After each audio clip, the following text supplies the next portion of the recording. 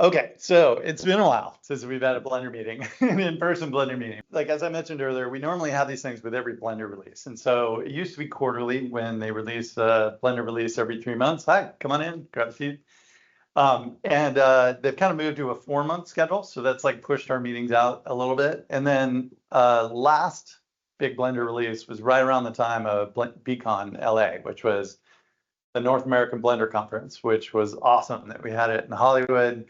A lot of us were there. It was really fun to catch up with all the Blender folks. Come on in. And so we didn't have an in-person meeting just because that was going on. There was a bunch of social activities around that conference. Yeah, so you should expect to see us about every 4 months. We change locations. Usually we're in Culver City, which has a slightly bigger room. But the great thing about this location is, A, look at that view, and B, there's a great bar restaurant next door called The Warehouse. We're gonna go get we have some patio seating reserved. We'll go over and have some drinks and food stuff afterwards. So, okay, so this was our agenda for the meeting as of about 24 hours ago.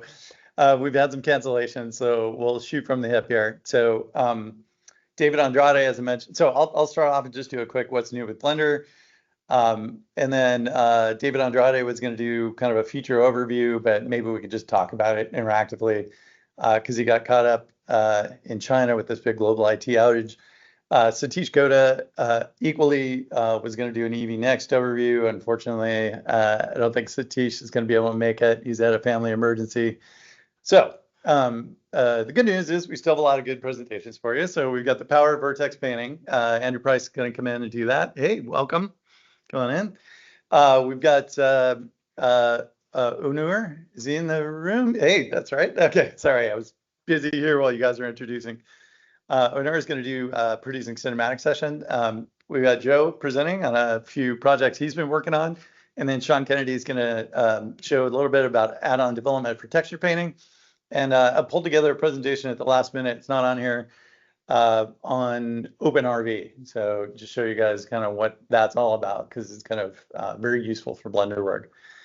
And then the best part of the presentation, which is show and tell of what you guys are doing. So we would love to see what you guys are doing. Just about every single meeting, we have people come in that are just working on absolutely awesome Blender-centric projects. We just, request that Blender is used in at least some part of the creation. We don't care if you use other tools. We're not fanboys here. Yeah, we'd love to see what you're doing. So during one of the breaks, if you can come up and give me a thumb drive, I'll hook you up and we'll get you on the agenda. Definitely socialize. Turn your left, turn your right, find people, ask them what they do with Blender. You'd be amazed at the talent that we get in this room. All right. So who here has never used Blender before? All right. So awesome. And I'm glad you raised your hand because we usually get at least one. And there's absolutely nothing wrong with that. So I usually, I don't want to allow execution. No, I don't want to weird Python scripts. Why is this? No. I always allow them. Of course you do. So meet cybersecurity guy in the room.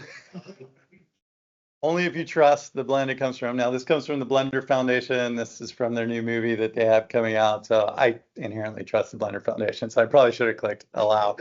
But just because this is an underpowered machine, I'm not going to do it. So anyways, so this is Blender. This looks really complex because they've got a really complex layout right now. But it does, this is a scene from their upcoming open movie. So the Blender Foundation does movies every now and then. They release all the assets. The greatest thing about the Blender community is the community itself. Like everybody's super friendly. You'll find a huge amount of people to ask questions and show off your art, get feedback, talk to the developers. And guys, I yeah. thought this was Bitcoin. Oh, okay. All right. No worries. You should really try Blender. But no worries. Yeah, if you have a big GPU for that Bitcoin, then you should be rendering. Yeah. All right, have a good one. All right, so what's new with Blender? So, as I mentioned, it's been a really long time since we met in person. So I couldn't possibly kind of summarize everything that's happened between, I think, last November or something and now. But we can talk about Blender 4.2, which just released this week. It's a long-term release, so that's good for 2 years. So July 2026. It's fully supported, and they do this for big studios that need a certain amount of stability. And of course, there'll be Blender versions in between this and July 2026. It includes quite a bit. It's a pretty big update, which brings risks for a long-term release, but also brings a lot of goodness for the rest of us. So some of the big, and feel free, by the way, to raise your hand, ask questions at any point. So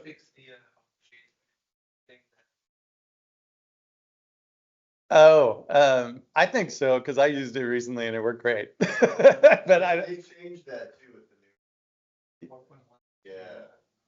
I found an add-on though that just basically. like right, retrogrades it. Nice. Well, I mean, I used you'll see like a holograph that I made over here on this old holographic display, and I used their kind of auto shade smooth. And it was a horrible Ngani mess, and it's like looked amazing. So, but yeah, we can talk about that. So some of the big features include EV Next, now just known as EV, which is the next version of their real-time rendering engine. So this is, if you're not familiar, it's similar to the real-time rendering engines you get in things like Unreal. They're now doing screen space global GI, the real actual displacement. And they've done improvements to motion blur and improved subsurface scattering, volumetrics, and so forth. It's a big uplift, and everybody's very excited to get it in the product because quite a few use EV. Okay, just by show of hands, who is a fan of EV over cycles? Raise your hand. Yeah, awesome. Who's a fan of cycles over EV? Okay, a few more. All right, sounds like mostly cycles. I find here in LA, the visual effects guys love just doing things fast, right? It's all about just being fast. So they love EV. So I bet they'll be really excited. We've got some good cycles upgrades as well. We got this kind of strange ray portal BSTF now that lets you like transport. I'm not going to describe it well because I've never really used it. Does anyone use the ray portal? Yeah. Give me like a 1 sentence description. Yeah. Okay.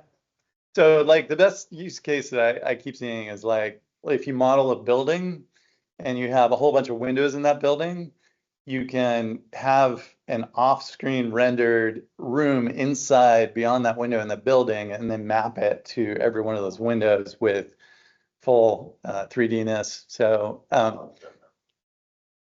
it's kind of, yeah. So anyways, there's some thin film interference, which is like the kind of crazy grease effect you get on soap bubbles or oil slicks, that kind of thing. And then made a bunch of improvements to volumes and noise reduction. One of the big updates to this version is the extensions platform. So they've made a bunch of improvements to how add-ons are managed in the product, and they've created an online cloud repository of extensions. You have to explicitly turn this on because the Blender folks are very serious about privacy, and they don't want their product connecting to anybody unless you explicitly tell it to. But it's pretty cool. So you can now go find and discover extensions and hopefully keep them up to date a lot easier. There's a Kronos PBR neutral tone mapper. So better color management. I'm just going to summarize it like that. Sean, do you have any comments on how used the Kronos PBR is? Yeah. So I mean, examples look pretty good. I mean, it seems like every time they like adopt a new standard in Blender as to how color management happens, it always seems a little bit nicer. So there's a whole bunch of new polygon gesture tools for manipulating polygons in the UI. There's an improved dramatic improvement in geometry node performance.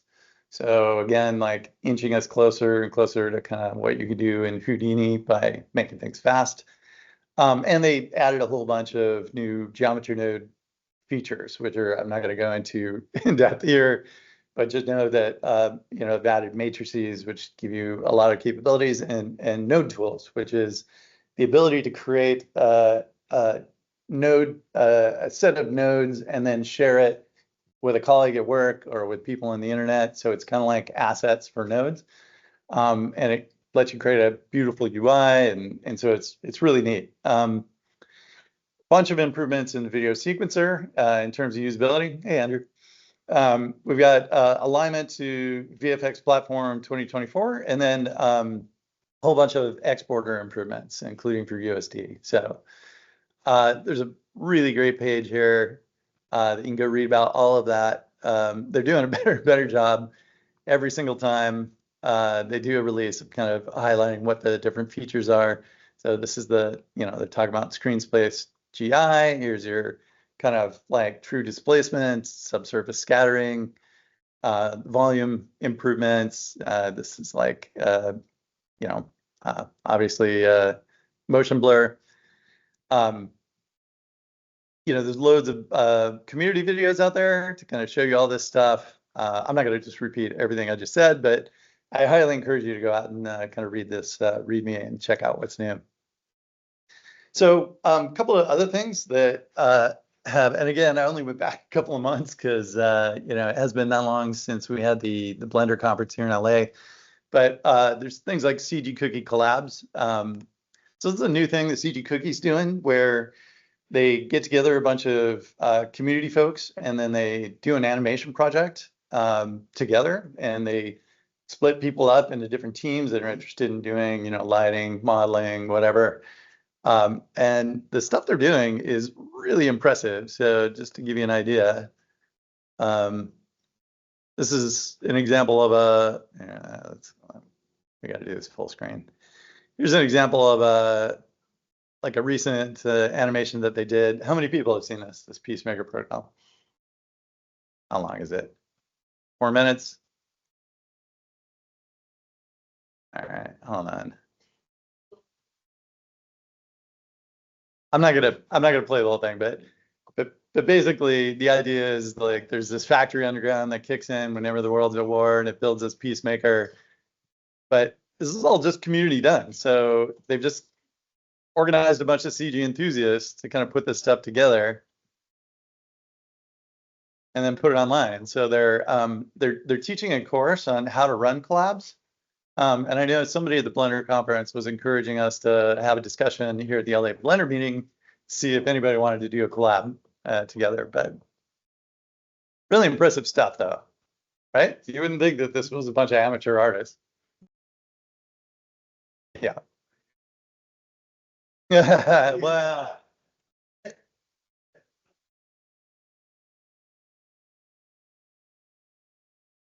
there you go. So anyways, yeah, I think they did a really amazing job. I'll say it's amateur because nobody got paid for it. Right? So, all right. Like some other stuff, there's been some, like Project Gold is the open movie that the Blender group is working on. I'm not really sure where they are in the development of this. Does anybody know? Oh, you're kidding. What? No. What? Oh, I'm so crushed. I was really looking forward to this movie. Training Because stuff. I think they'd like to do small bits, but I think they realize. Yeah. I don't think they. yeah, because I see we're still getting production logs as of July 15th. People are still working on it, so something is happening. Okay. So anyways, there's a Tiki Open movie, which, if you were at BlenderCon, you would have heard about this. This is also a community movie by Blender Bob. Some software assets. So it's funny you mentioned Blender BIM in the background there, because I threw this in here. So Blender BIM, for those that are unfamiliar, is I'll actually let you describe it if you're familiar. Do you want?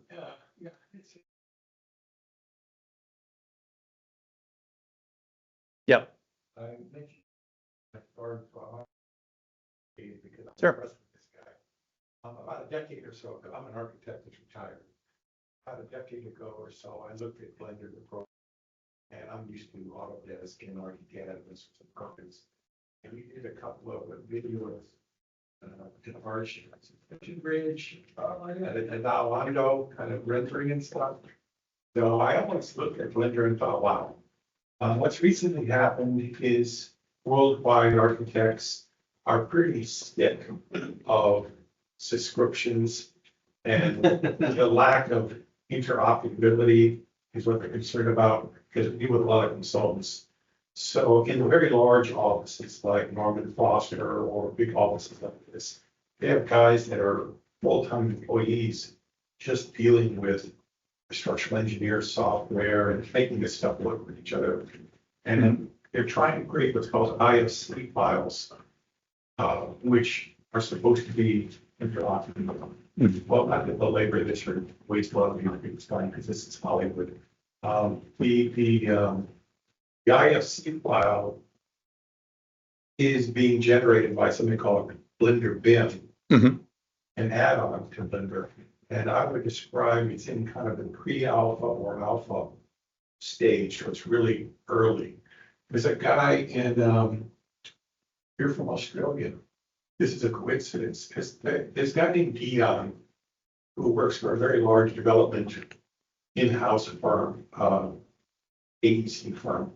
And they started, that's what he does. And they started this thing. He started it. He's one of the originators. But to get to the end of the thing, at this point, there's a guy in South Africa, in Lloyd, who actually is doing, like on a very small scale, residential, is doing plans and submitting it and getting permits and everything there. In very large offices, they're using Blender BIM mostly to as it moves back and forth. And they're also using it on some large projects. You can look at YouTube videos where it's being used for part of the project. Blender is. Yeah. And it's quite amazing. I could go on about it, but What does BIM stand for? Building information modeling. So like in the AutoCAD world, like what I started, or 3D Studio Max or that kind of stuff. So there's 2D drawing, 2D drafting. So the idea is to take a model and get your orthographic drawings. The way I describe it here in LA to describe it is because USC is a perfect example of what I'm talking about. I don't know if this is interesting to you or not, but and I'm obviously not dealing on that level. I'm retired. I'm an architect that's retired, but Autodesk, wants to sell everybody a different version of mechanical, this, all this stuff, right? And so USC kind of bought into the whole idea of, hey, it's great, we want, to answer your question, building information models, which is a level above 3D models. It's supposed to have all the information. All the details there. And the theory was, hey, this is great, we're the owner, right? We'll have these 3D models. But let me tell you the flip side. The flip side is they've got to hire people to keep those models current, because as subscriptions will go on, they're not current, they're not usable. Everybody, all kinds of professions like structural engineers using Tekla or whatever they're using. They don't want to use it, so they have to make them compatible. People are sick of it. It's the same limited. Isn't it? It's all the same. Well, I mean, I would thank you for that. I appreciate it. So it does all of these things. And one of the good news about it is somebody's just given them a $28,000 grant to further it. So hopefully it'll reach version 1.0 with that kind of money. Some institute out of Italy that is a collection of architects. No, it was like architects probably pissed off at licensing. Would be my guess. So anyways, some other stuff here. So like lots of Blender adjacent software like Blender Kit. It's always coming out with new versions. Krita, which is a great paint app. If you haven't checked it out, worth checking out. GIMP, which is kind of, I think of it as the open source Photoshop. And throw in a plug here for our buddies at Polygon. Yesterday, there was 103 free models, textures, and HDRIs announced. Yeah, it's a Blender kit. Here. This is actually, I think, built right into the add-on. So it lets you drag and drop models, materials, HDRs, all that kind of stuff. So a couple of things, like things that are ongoing. So again, Beacon LA talks are now online. At least the ones that get salvaged. They had this kind of like debacle of the recordings getting mangled. But I would encourage you to go find the architects, the Blender BIM presentation that they did, which was really, really excellent. A couple other things, like there's always contests going on if you want to test your hand in CG and you're looking for some way to do it. This one is called Blender 52, so you can get your render and slot it into this kind of giant composite that they're doing. There's a podcast that may not be new, but I've just spotted it recently called Subsurface Talks. He's interviewing things like Midge, the Mantisa, and folks like that. Let's see, there's a character contest going on right now. This company creates software. They're giving you free copies of their software, and there's like $45,000 in prizes to create the best character. So nice way to build your character skills. Blender was in Annecy, which is a conference in Europe. There's a nice write-up by Francesco and all of that. The folks at CG Cookie have something called Core Fundamentals. So if you feel like doing a reset on your Blender 4.1 skills because the UI has changed so much, or hotkeys have changed, or concepts have been updated, they're selling it for a really cheap price at the moment for $100. And it's actually taught by a number of different pretty high-powered instructors. And it covers everything from modeling, sculpting, lighting, materials and shading, texturing, animation, rigging, physics, compositing, so on and so forth. So pretty good for $100. I'm doing it. Are you really? Yeah. I didn't. Oh, there you are. Look at that. Ah. Well, in that case, it's probably crap. Don't buy it. Just kidding. Okay. And and then the other podcast that's kind of fun to listen to, and they record a bunch of live sessions at the Blender conference backstage, is this Denoise podcast, which is kind of fun. And I'll stop there and just see if anybody has any other projects, films, software assets, training events, contests, anything that is worth mentioning that I missed here. Okay, didn't see you slip in. Any other announcements that we should be aware of? Hey, come on in. Good.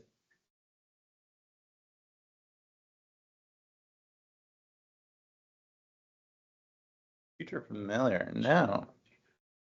Basically, I want to set something up to where I can, if I was the future me, what I would have told myself like 2 years, you know.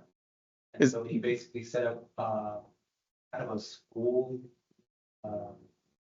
based off of YouTube tutorials that he sourced, but structured it in a way that people would find in like a known school or something like that. And that's been pretty helpful, and I've learned a lot from that. So if anybody's interested in it. Probably On YouTube? It's on his website. You just sign in and like and then he gives you access to his curriculum. But it's really it's a lot of stuff. And I'm like chipping away at it, and I've learned so much and found awesome for Is this him here? yeah, that's in there. That's him. Okay. Yeah. Awesome. All right. Yeah, maybe we're checking out. Yeah, I've got a bunch of those. All right. Awesome. Thanks for sharing. Anything else from anyone else? No.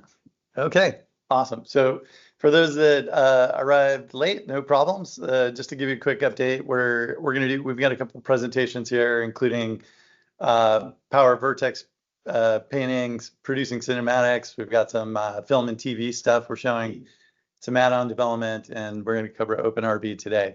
Unfortunately, our Blender 4.2 feature overview guy got hit with the global IT outage and trapped in China. So David won't be coming in today, and Satish unfortunately had a family emergency. So, all right, awesome. So with that, I think,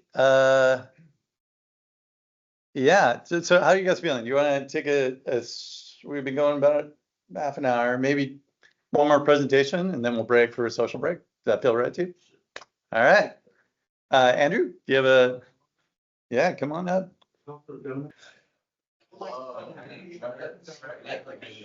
Greetings, everybody. All right, we're gonna get started here. So why don't you start by introducing yourself? Hey everyone, I'm Andrew Price. I moved here a few months ago to your lovely city. Still getting set up, but this is my first Blender meetup for LA. I don't know, do you guys work in the industry? Like, who works professionally with Blender?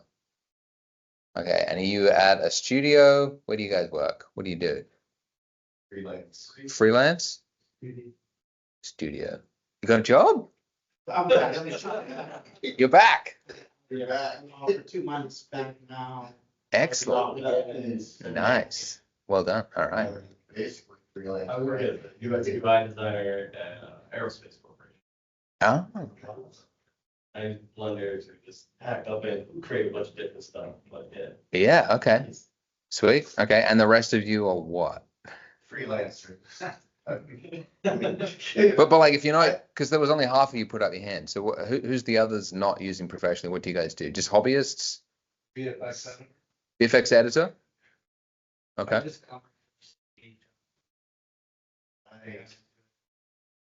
Transitioning from day job to fully digital nomad, which is the goal.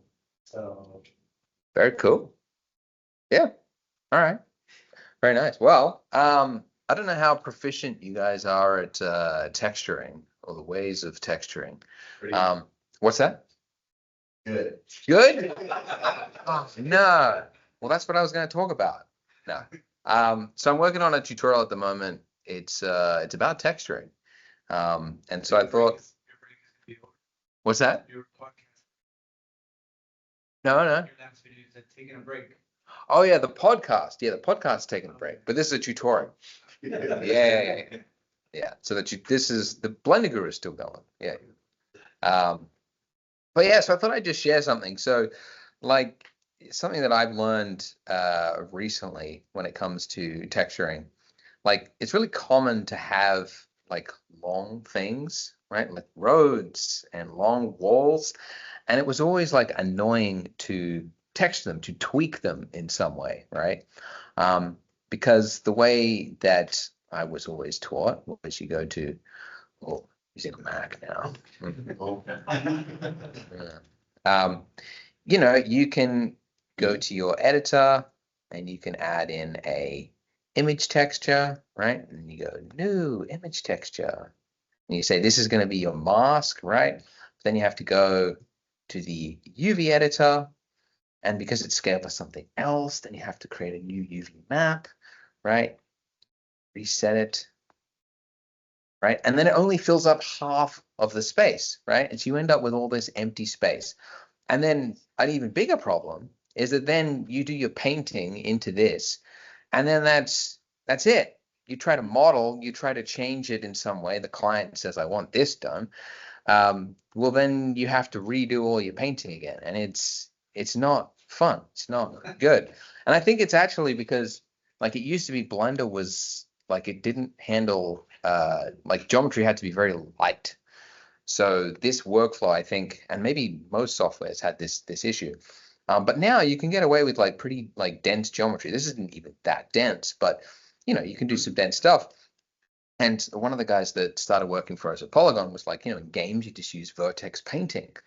And I've fallen in love with it. I love Vertex painting now. So I thought I would just show my workflow and also some of the tricks for making this brick wall actually look interesting, because this does not. look interesting.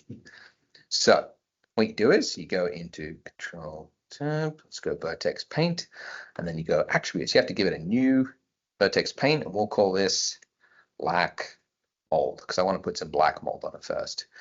Okay, and then down here, you want to add it into your shader, Input, Attribute, Black Mold. Copy it here. Which one am I using? Hang on a second. 4.2? Anyways, okay. All right, and so what I will do then is let's just Control Shift click. And I learned 4.2, you can finally do Control Shift left click without needing the node wrangler. Finally, god damn. It's like everybody who downloaded Blender had to use that add-on just for that feature. And they finally thought, why don't we just put that in Blender? Yeah, good idea, guys. Anyways, so Control Shift left click, you can see the work there, right? Okay, and now let's go back to, I'm not normally on, oh no, what have I done now? Hang on a minute. That's what I'm looking for. Okay.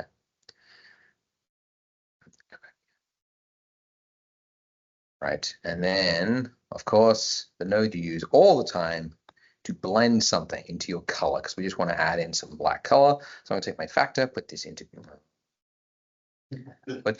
there, which will now act finally as a mask, and I'll set this to be black. Now that obviously it's not great, but it's obviously way better than before because it was limited to the texture space. And also if I want to extend this out and start modeling things, because it's based on Vertex painting, I can just keep painting in that new space and I don't have to keep redoing all the UV unwrapping. So it's a pretty cool technique. And I think it's, I haven't seen almost anyone use Vertex painting in texturing tutorials or anything. So I want to try to talk about it. Here's another trick. So you look at this, looks bad, looks not good. Looks like somebody just spray painted it. So how do you make that look good? So this is another trick that I actually did. I talked about it in my abandoned house tutorial. Something I stumbled upon accidentally. So what you really want is you want the pattern of the bricks to be influencing this mold. I won't pull up a browser and look at photos of brick, but you look at reference photos of brick and like the black mold will be in the crevices of the brick or on the face of the brick. It won't just be all over it like this usually. So you want the brick to influence your texture in some way. So the way you do that is between here and here, you add another mix node. So we're just going to duplicate that. And then we're going to keep this into the A input. And to blend it with the information from the brick, we need to get a useful map that could help us with that. And the one that you almost always use is the displacement map, because that is your height information. I'm going to need a microscope to just go down there and click it up. Okay. Right. So now this is what our mask is looking like so far. Not good. Okay. But check this out. So this is the trick that I've learned. I stumbled upon it. It's called linear light. And what this does, and that's, it's a little bit better. It's not great, but it's a little bit better. And we can crank this up. It starts to bring in some of this. But the trick there is to then add in a color ramp node. And this, you end up at like, sort of like around the middle. Watch what happens. We'll bring this in. Actually, I'm going to flip it so that it's inverted. So it's actually in the crevices. And look at that. What we have.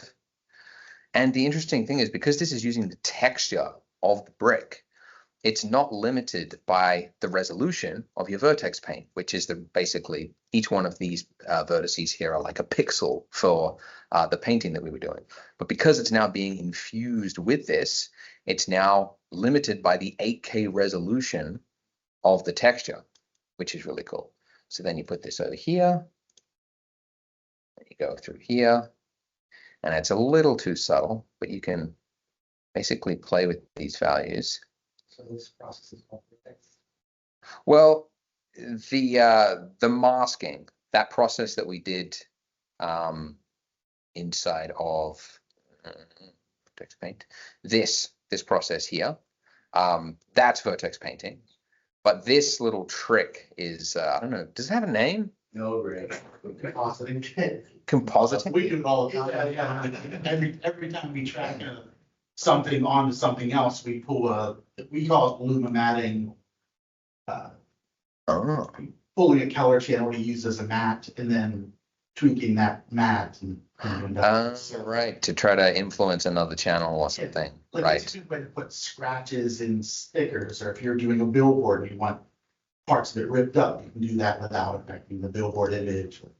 Right. Down, you just swipe the color ramp a little, bring it back detail. Right, exactly, yeah. And the cool thing is yeah, you can just like repeat this. I don't actually know like how much it increases a file size, but I don't know. Does it add? Do you know if it adds much? Like Vertex painting, does it add anything to a file size? I don't think anything's significant. I've always heard it's like one of the lightest. I mean, I guess if you have a bazillion vertexes and then you paint on it. Right, exactly. But yeah, but it's pretty lightweight. It's really lightweight. Yeah, certainly should be. Like losing CPU. I mean, it's very CPU heavy. Really? That's what I feel like every time I play with Vertex paint, especially when you do like boost of like for example, you want to have a bunch of like scratches on a spaceship. Yeah. It starts bogging down, like it killed your like 1 core of CPU and then the rest just. Well, that's because you need more geometry for it to be less blurry, right? Like the more geometry you have, the higher quality the Vertex paint is. I feel like it wouldn't add more than like weight painting, right? Weight painting is the same. Yeah, Weight weight painting is painting still It's just kind of the same putting a thing. value on a vertex. Yeah. Value. It's cool that you can procedurally do it so easily in here, though. Yeah. I mean, you could probably check your CPU recent right now. I wouldn't know how to do that. I don't know what that would tell me anyway. But more to the point, it's just like it's a fairly lightweight. So it's I mean really I think the trick is it's the linear light process. I've tried all the other ones. You can You use know. math and do multiply, add, things like that. Yes. That sometimes. Yes, it's the same thing. Exactly. It's just formula. Yeah, but this one is more designed for color channels, whereas you're using a factor and then a black and white output from the color ramp, so they're both non-color things. So a math node would also work and might give you more different options. Yeah, I've tried. Yeah, I've tried multiply, I tried add, I tried overlay. It just doesn't work the same. I should look up what linear light is actually doing. Linear light's probably the best one, I would say. Like, Yeah, it's totally. the only, like, Photoshop has extra ones like hard light and stuff like that, which might work, but I don't know what the math behind that is. Right. Yeah. Nobody knows the math. Yeah. Vivid. It's vivid a lot. Vivid light. Vivid light. Yeah.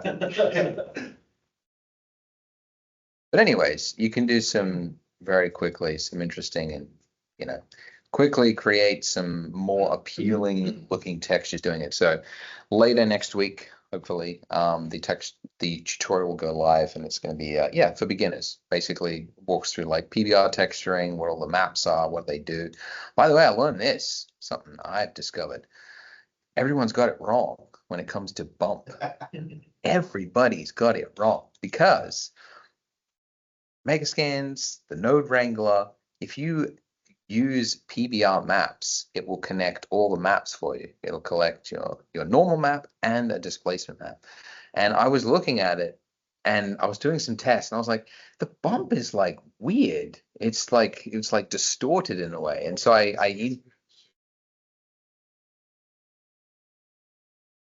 emailed Brecht. I sent him a screenshot. I'm like, look, something's wrong. Seems funky. And he said, well, actually, you shouldn't be using a normal map and a displacement map together. And I was like, what? And he goes, yeah, because it's overriding it. Basically, like it's the displacement. So it's doing the normal operation first, and then you're displacing on top of it, and then it's distorting those normals. And I was like, but the Node Wrangler does this. Megascans does this. Polygon's Addon does this. Like, is it not supposed to function? He goes, well, we could add like a third option so that you could use. And so that's what they're going to do. They're going to add a third option. But the thing is that if assuming that the texture is authored that way, a displacement and a normal map is doing the exact same thing. if you load in a normal map, which I haven't, actually I could bring it in, I'll show you.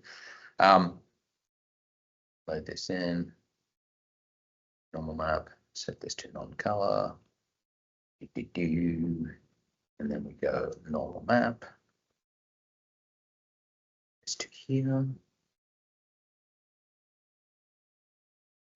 I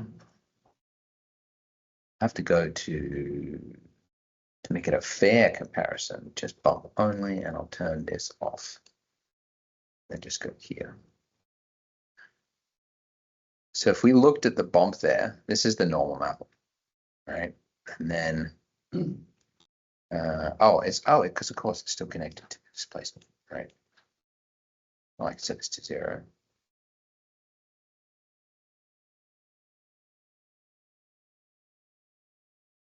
Okay, so this is no bump.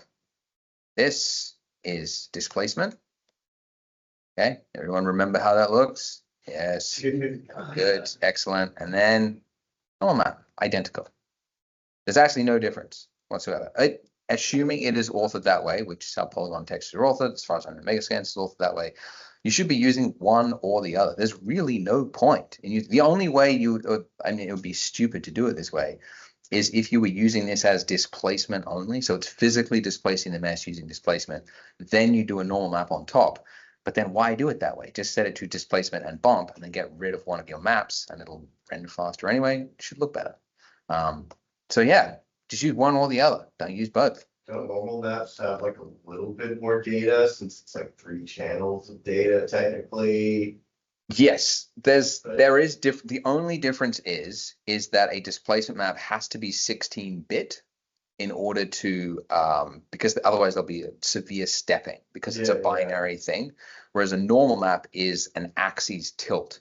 So it's the X, the Y, and the Z on different axes, and it's tilted, which means you can get a fairly flat, like if you've got tile, for example, you can have a fairly flat surface, and you can use an 8-bit JPEG, and it will still look fairly flat. Whereas if you used an 8-bit displacement map, you would see like stepping like that.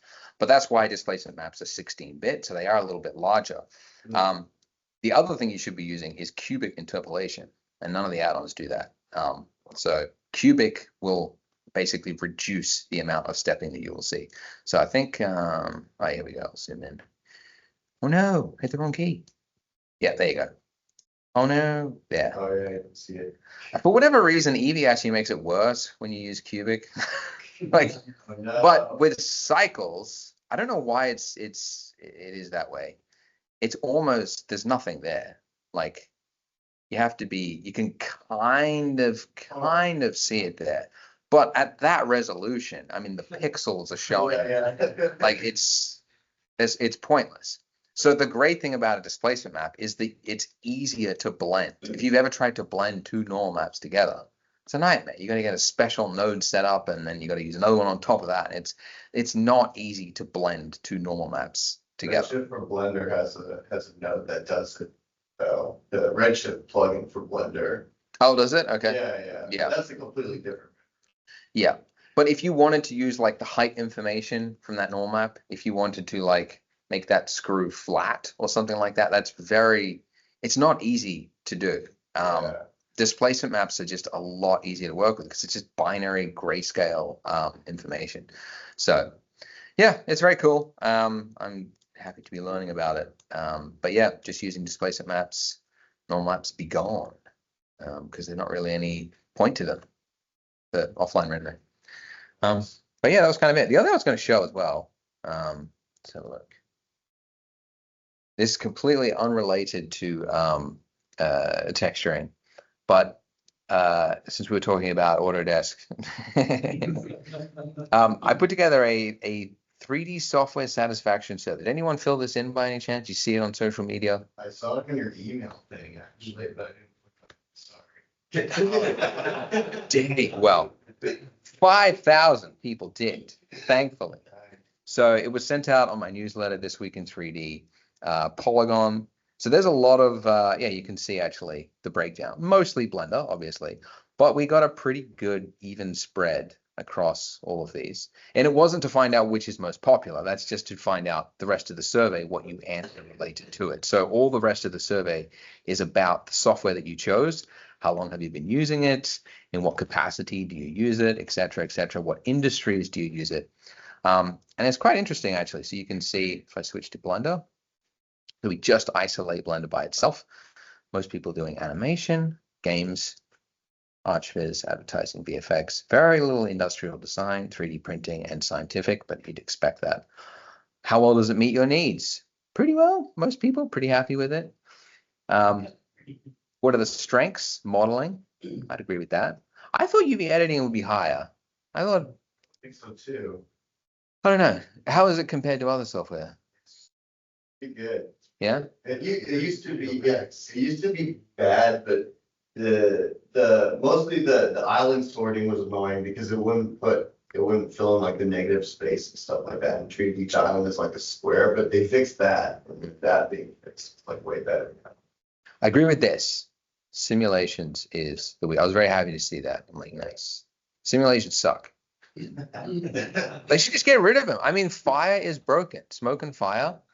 They added this new fire feature. Smoke. Look, we've redone it. And then I was trying to make a tutorial. I spent 2 months making this explosion tutorial. And then I'm like, there is 4 bugs that meant you couldn't continue. It's like creates distorted shadows on the ground, like glitchy looking shadows. And then what's the other one? The adaptive domain doesn't match the speed of the simulation. Anyway, so it's creating clipping. So I flagged these as bugs 4 years ago. I still keep 279 rounds for synthesis. Oh, really? Yeah. I just turn off adaptive domain because it has so many issues all the time. It's so bad. I mean, it's what's that? I think they're planning to have simulation nodes replace it or incorporate it in some way.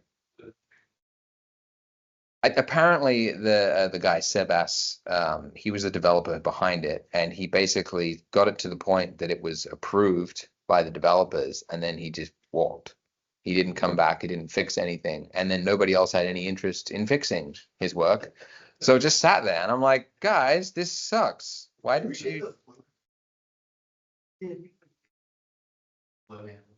Yeah. It's a good start. I didn't Completely broken.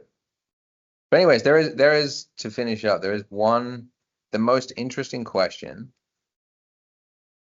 is called the NPS score. So it's how likely would you be to recommend your software to a friend or colleague? You see this question a lot on surveys. You go to like a website and it's like a scale of 0 to 10, and it's because it's the gold standard to find out how satisfied you are with a product, how much you like a product. So the theory is if you click 9 or 10, you are likely to promote that product to a friend. If you click 7 or 8, you're neutral. You're just not going to say anything to a friend or one. If it's 6 or lower, you're likely to detract and actively tell someone, don't use that software because it is bad. So it's the gold standard. So every industry uses this, and like for example at Polygon we have it like automated, so on the website you get this little thing that pops up every now and then. It's just to keep a track of how happy are your users, and every industry has like a different benchmark. Like apparently like telecoms, they have like I think it's like under -50 if they're doing good. Sorry, like above -50. So it's like there's different ones, but like most tech companies should be like above 50, I think is like one of the ones. Anyways, but it's interesting. So I'm going to filter by the different softwares. But these are the softwares that you could choose from. And it'll tell you which ones, how happy everybody is. So by the way, let's have a show. Who do you reckon is the highest ranking? Throw some answers out. So which one will have the highest NPS of all of the softwares? What's that? Your survey is a little bit biased towards Blender users technically. But it doesn't, because it's an aggregate. Like it doesn't matter if 4,000 people do it or 100 people do it. It's still going to be a general percentage of the population. But most of your followers are A Blender, but 300 of every other software has done it. So that's statistically significant that it should be I think Cinema or Unreal. the highest. Yeah, I would say somewhere around Unreal. I don't know about 3DS. 3DS bad. Houdini. I think the 3DS is the lowest. I think 3DS is Great. Mine would be the lowest. Okay, I'll do it in order. Okay, so the winner is Blender. 80. Okay, I mean, pretty well. This is a biased room, and we came to a meetup on Saturday. All right, the next, number 2, Houdini. It is 65. Okay, number 3, Unreal Engine. 46. Was- Oh, they're under time. Yeah, it's getting under there. real. That's Unreal. The next is a big drop. Unity. -9. I'm not, ever since they started charging. But it's not the lowest. Then you got Cinema. You thought it was high. Yes. I thought a lot of people recommend Cinema to me though. Yeah, but they bought ZBrush and started charging. Everyone in like the motion graphics world, like, you should use Cinema. Is it because they're starting to charge a lot of money? Is that why? Yeah. It could be, yeah. I can't remember what the last, but it's a tie. I think it's like a tie. 3DS. It's not too bad that buy it. It's gotta be. But not to see. Oh, Okay. significantly, actually. Yeah. Yeah. Yeah. Because 3DS got one OS on it.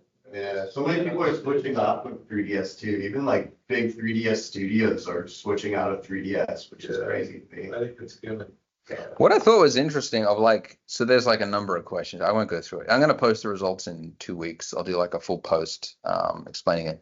But one of the questions is, how satisfied are you with the speed of the development? Houdini by far is like, that is why they love it. It's because it's extreme. And you can also see how confident are you that the developers understand your needs. So they really like the development team of Houdini. So they've done a very good job, I think, of listening to their users. Have you And, seen the reels, the Houdini reels? oh yeah, the sneak peeks. Yeah. Yeah, they're very, very good. Blenders was, let's have a look. Dun, dun, dun, dun. How confident are you? Quite confident? It's a little, somewhat, quite. I said somewhat. That was when I was filling it in myself. I was like somewhat confident. Some of the choices. What's that? Customer support is, it's free. Well, of course. How satisfied are you? I said I was somewhat satisfied. Yeah, I mean, it's definitely better than other softwares. So Like, why did you say that? I think the priorities, I think, are just a little weird.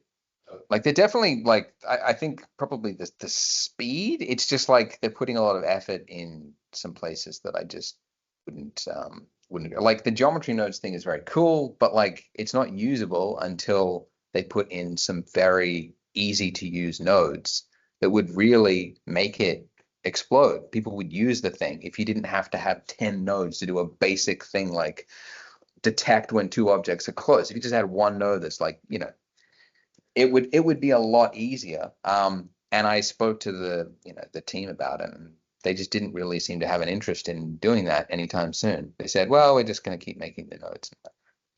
But like little things like it's very impressive what they've done with geometry nodes, but it's like I don't think they realize that it's just not. It's anyway. Yeah. Houdini doesn't do that either though. Like, Houdini's pretty complicated as well. Yeah. There are a bunch of nodes too, so they might just be trying to copy Houdini. Yeah, it's possible. But I mean, like Substance Designer was a huge hit because they listened to users and made it as simple. They basically packaged up like node groups that artists are using to put it into like one node, and then people are like, this is amazing, I can do stuff really quickly. I mean, I would just love simulations, to be honest. Simulations would be nice. Sculpting tools, like like sculpting. That's an example. Like you can't use sculpt like to make any sort of character because it just can't go high poly enough. Yeah. So the tools are there for like basic things, but then they are slow and like just unusable. Simulations, if you just want to do a simple little flame or something, like it was good for that, but you just can't do anything complex. So it's almost like they check a box and they go, yes, smoke sim, check, move on. It's like, doesn't work. Body sims aren't too bad. Just plugins. Doesn't count. Anyways, but that's it. That's all I'll share. Hello, my name is Onur. It means honor. You can also call me that. And I've been using Blender for about 4 years. I come from filmmaking. I've been making. I've been a filmmaker for about a decade or maybe longer. And I initially got into. I first started with VFX to add like to my films, and then I've seen Ian Hubert's talk on Blender conference and during the COVID, and I was like, I gotta learn that, like creating shots out of nothing. That sounds pretty cool. And then I got into Blender and I was like, oh, I don't have to add these to my films. I can just make the films in here as well. So I started producing cinematics, and I've created a pipeline for myself to produce these fast, like some tools, some add-ons for myself, some node groups, which I'll talk about. But yeah, let's a couple of my works to give you an idea of the things I create.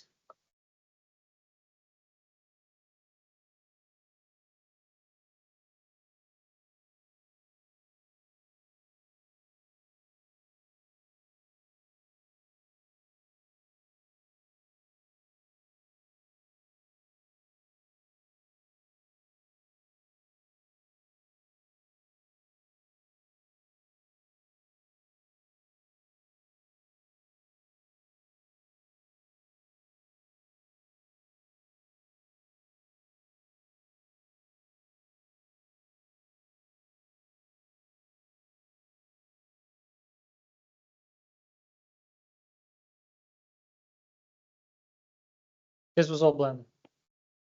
Thank you. So these were some of the things I've made in the past 3 years or so, and I had the opportunity to collaborate with like Kitbash 3D, Revolution, and Rococo, and those became the tools that I use most often.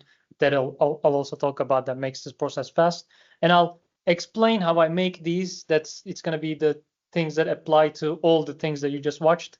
On top of this, the latest render I did. So I'll break this down, and then that'll be the tools and techniques I used for all of the things you just watched.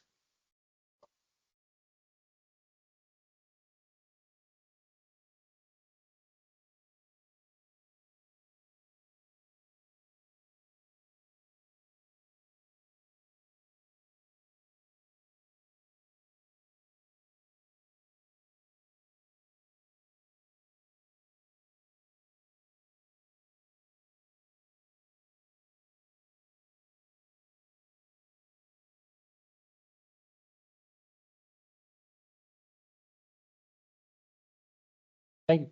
So, like I said, I come from filmmaking, so I look at creating renders like how I approach filmmaking. And just to go through the steps really quick, we start with the idea, we script it out, storyboard, location scout, it's the locations that we're going to shoot the film in, or we build the sets if necessary. Then we cast the actors, and then on set, we block the actors, like how they're going to move, where they're going to stand when they say that line, or and then we film it. Then in post-production, we have editing, VFX if necessary, and sound. And yeah, I'd say the same thing, but it's using the right tools for the job is the key for me. And I've been using the same tools and techniques for almost all these. The idea starts with I just use my notes app and pen and paper sometimes.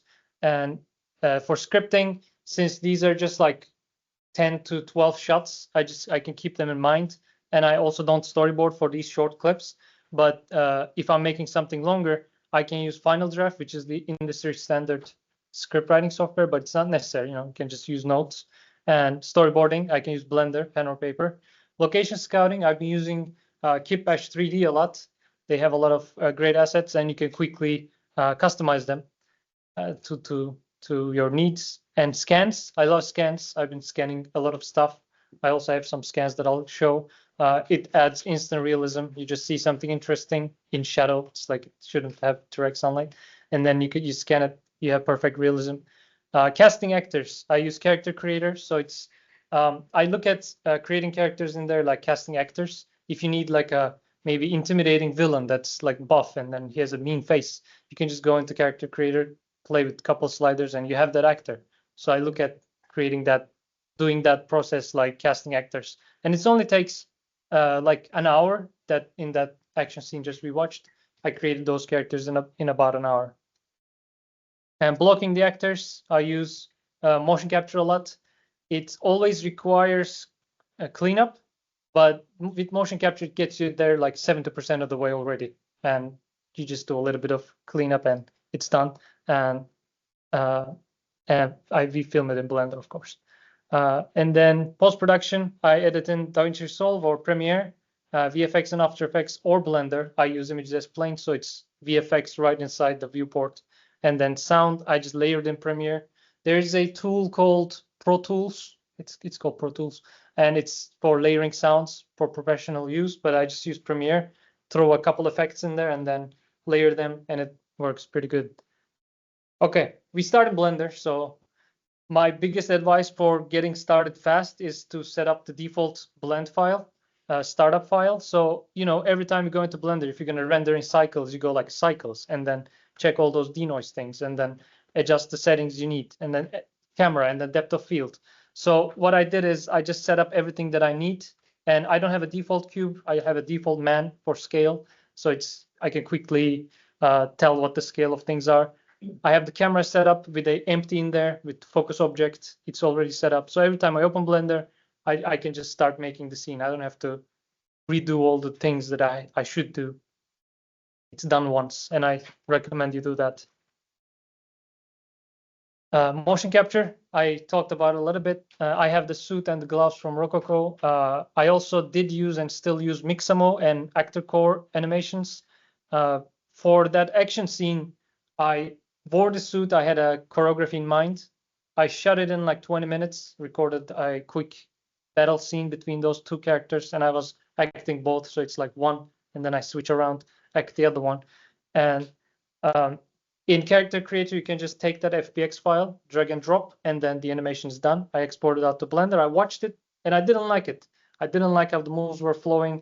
I wanted to see a bit more harmony in the moves. It could have been better. So next day, I just had a selfie stick in hand and played around like an hour, trying different things, feeling like a kid. And then I found a better choreography I liked. Again, jumped into the suit, 20, 30 minutes of recording, and then I had the new scene. Oh no, there is cleanup. There's always cleanup. But yeah. But the initial thing, I record, I watch, I liked it, and I was like, okay, this is worth cleaning up now. The other one wasn't. Yeah. Scans. What's that? I was gonna say, hit the little arrows facing away from each other, go full screen on the presentation. Okay. There. Nice. Thanks. Yep. So scans, these are the scans I got from Topanga Lookout in Malibu. If you like hiking, I suggest it's a short hike, but a great view. And there were a lot of graffiti rocks like this. So when I went there, I pulled out Polycam, and these are LiDAR scans.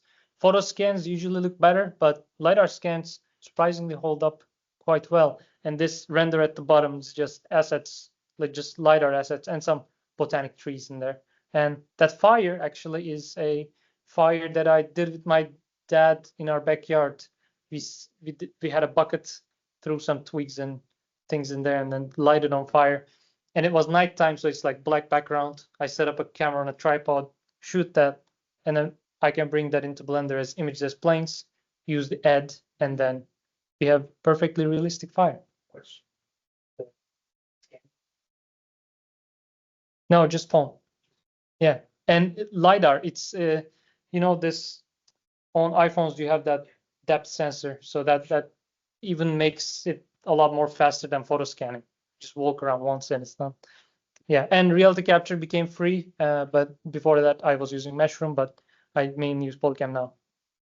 Another same thing of the scan in real life LiDAR scan in Blender. And I was in Turkey the other day. That's where I'm from.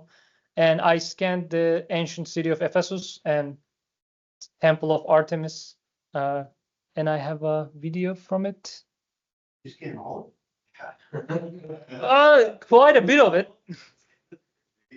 And also I did this test. It's like the top is cycles, bottom is EV next. I don't know if you can tell much of a difference. Maybe in that spiral column at the bottom, EV looks a little. I don't know. I didn't time it. But you know, there's a lot of difference. EV's a lot faster. Cycles took. Yeah. I'm curious. Yeah, these I did. Yeah. Yeah. Yeah. Do you have any? No, because they don't know that I'm stealing their reality stuff. They think I'm just taking pictures. I mean, I look weird, you know. I just walk around. Yeah, I use a phone. Yeah, yeah. It's all with phone. I just walk around them a lot, and they're like, "Why is this guy filming this so much?" They have no idea. Yeah, yeah, yeah. It's just from the bottom, just walking level. I have a behind the scenes, but maybe not on this drive. I have a behind the scenes of me just walking. What? It's not that it's if you go closer than this, it starts to break, but it works for a mid to far away object. Yeah, yeah. And it surprisingly enough, there was a lot of people there walking around, but it just captured it. You know, you shouldn't have moving objects, but yeah, I cropped the problematic areas out, and it works. So you still have to do like cleanup. Oh yeah, yeah, definitely. Yeah, a lot of other booleans and going into edit mode. Oh, okay. Location props and textures. This is for location scouting. We gotta set up our locations to film. The first 4 is the most common ones that I use. The other ones are also great resources for textures and assets. Like I said, I use Kitbash a lot. That's the ramen place. So I'm making a story where it's like about time travel. We see the guy in a year before, and then a year later he time travels, and then the ramen place is the same one, and then we can customize it, right? So I made it so the windows are broken now. There are graffiti on the walls, so we can customize it to fit our story.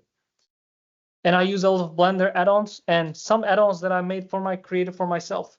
And I'll talk about the most common ones that I use that is listed here. So my add-ons is the things I did for myself, and I have a video about them. It's basically, this one is add simple wind to any object like trees or hair with one click. And you can do this in Blender. It just takes like 8 to 7 steps to add this. Same thing with masking. If you masked anything in Blender, you know how many clicks it takes. I just made it 1 click, so you can go into edit mode, select something, say mask it away, and it's masked. Let me show you the videos.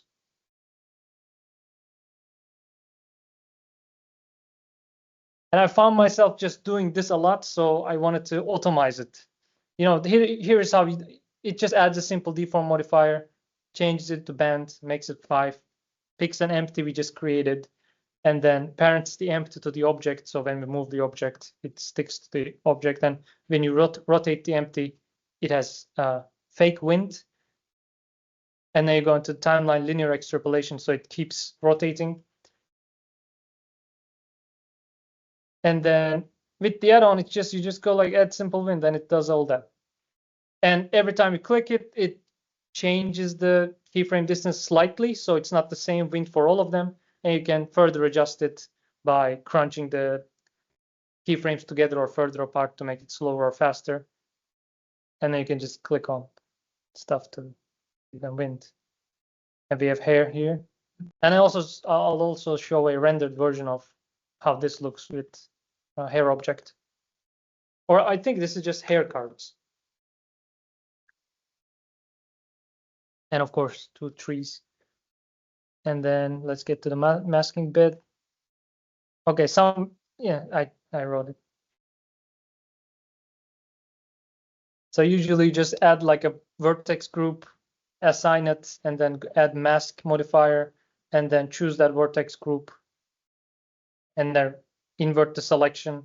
Then you have it with the add-on I made. If you've seen the bottom one, it's just you click and then it's done. And when you have like too many characters, like I have like not two characters, not too many, but I have to do this for every project that I have, so I automated it for myself. And that's a big advice for automate it if it takes too many steps. I have some custom nodes. You can see the tutorial for the explanation, but without it, it's just, I believe this works really well for fog. That gives the most realistic results. And this was the thing that I used in almost all of my renders that you watched. And gradients. Okay, we've talked about a little bit of transitions and using textures for transitions. So what gradients does is, this is a custom node group that I created. So gradient does is, there's blue, there's red, and then a transition area is the purple. You can customize that transition area to make it, you can add noise or Voronoi textures to give randomization. So you can have metal and transparent. So you have a transition, and I'll show all these are all the cases that I use this node group for. So this sword appearing uses that node group. It's just transparent, metal, and emission in between as a transition object. This helmet uses that. This transition of the face uses that. Eyes use a different version of it. Tattoos lighting up.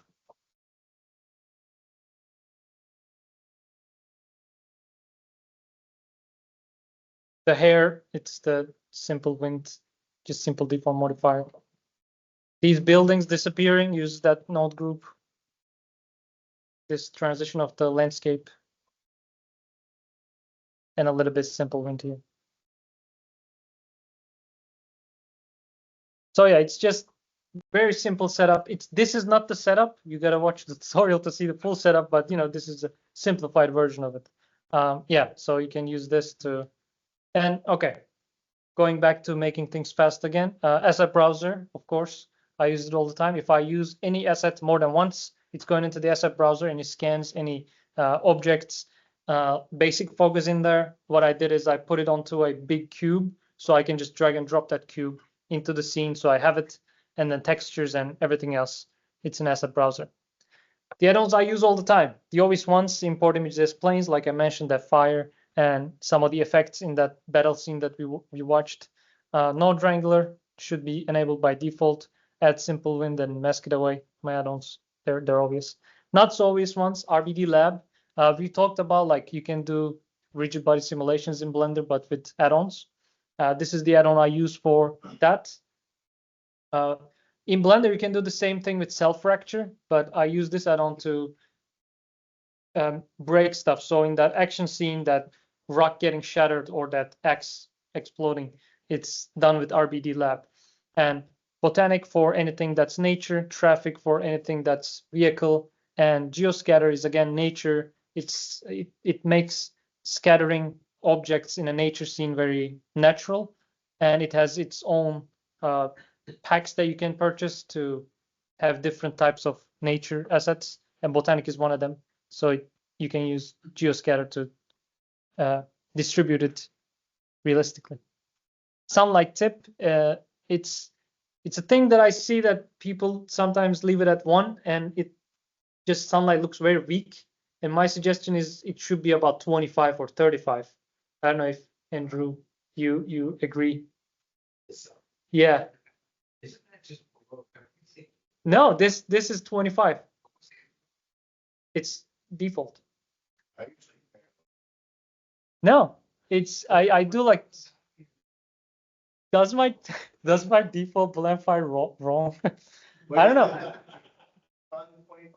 No, it's 1, but I crank it up to. Oh yeah, there's volumetrics. Ah, maybe it's that volumetric that I just showed. Maybe that's the trick. Combination of that fog and this sunlight. Yeah, I should try that. But yeah, my tip was to crank it up to 25, 35, and then you get realistic sunlight. I don't know, 1 always. No, this is what it looks like with 25. Yeah, thanks. Okay, linking. I just discovered linking. I don't know how I went without knowing this for so long. Do you guys use linking? Yeah, yeah. Yeah, so that action scene is actually made up of 8 different project files. So what I did is some of the timings didn't match, so I had to move them over, and then some of the breaking effects like the axe and the stone, so they don't back down the project file. And so I had the same environment 8 times in 8 different project files, and I just recently learned linking that I wanted to change something later on. I did some new shots and I'm like, that background doesn't work, so I got to change that. And then I had to change that for 8 different times. And then the ground, it's like, okay, new texture, let's do it for 8 times. And yeah, nightmare. Yeah, yeah, Kind of hidden, but help you report a lot. Change the collection once, it'll change for all of them. yeah, exactly. Yeah. So same thing for linking. It's so I have it in the first project file. I deleted all the 7 other files, made it once, did all the adjustments, linked those into those 7 files. So now I can just edit one and it's updated in all of them. There's a way to do it with characters too, but I don't know. I haven't figured that out yet. It's like you link the rig different or something. I don't know. Somebody should teach me that too. That would help. Post-production. This is render right out of Blender. This is with a little bit, not a little bit. This is a bit extreme of for demonstration purposes. This before, this is after, and I usually do a lot less. I did a bit more for demonstration here, but my suggestion is add contrast, just a little bit of saturation, maybe bring down the shadows a little and up the highlights. And some of the other specific things I use is film convert with low opacity and optical glow, just 1 or 2, and sharpen a little bit. And I did masking to bring out this background area because the eye is naturally drawn towards the brightest part of the image. So the focus is here, so I brightened it up a little bit. No, this is I usually do it in Premiere, but this one, because I use masking, it's in After Effects. Oh. Yeah, and yeah, I think that's all the things that I do for producing these things fast. Hopefully that helps. And if you have any questions, I can answer them. And if not, thank you. It is becoming my job. I started doing it as a hobby, and now it's starting to. Like making money through AdSense? Not AdSense yet, but sponsorships.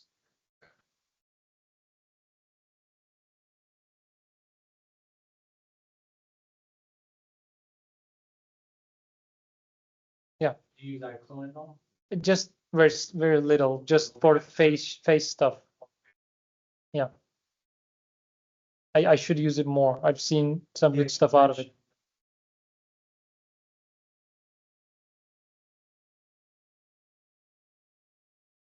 Yeah. Same thing, drag and drop into the Yeah. This awesome.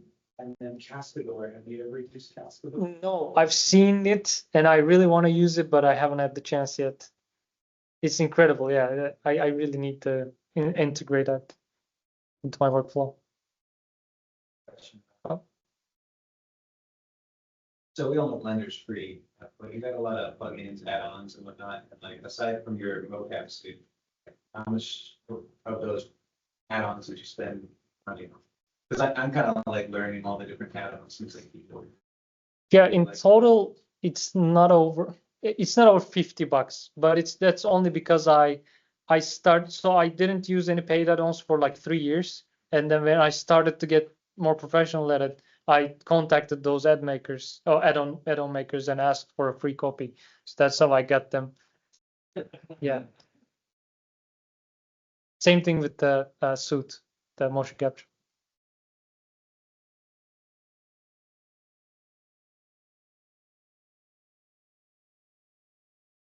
Yeah, I tried Rococo's once before I had the suit.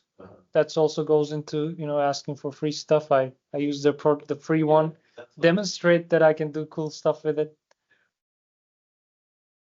It works. It works for simple movements. You can't do anything that's extreme, but it works for simple moves. There was one short that if we have more time, I can pull up on YouTube. that I did use that for the background characters, like turning around and shouting. Yeah. But I see a lot of cool stuff out of Move AI. That's really incredible. Yeah. Yeah. It can capture really well. Sure you will. Yeah, of course. I think so too. It's always required for motion capture. Yeah, if that's all. Thank you guys. Very cool.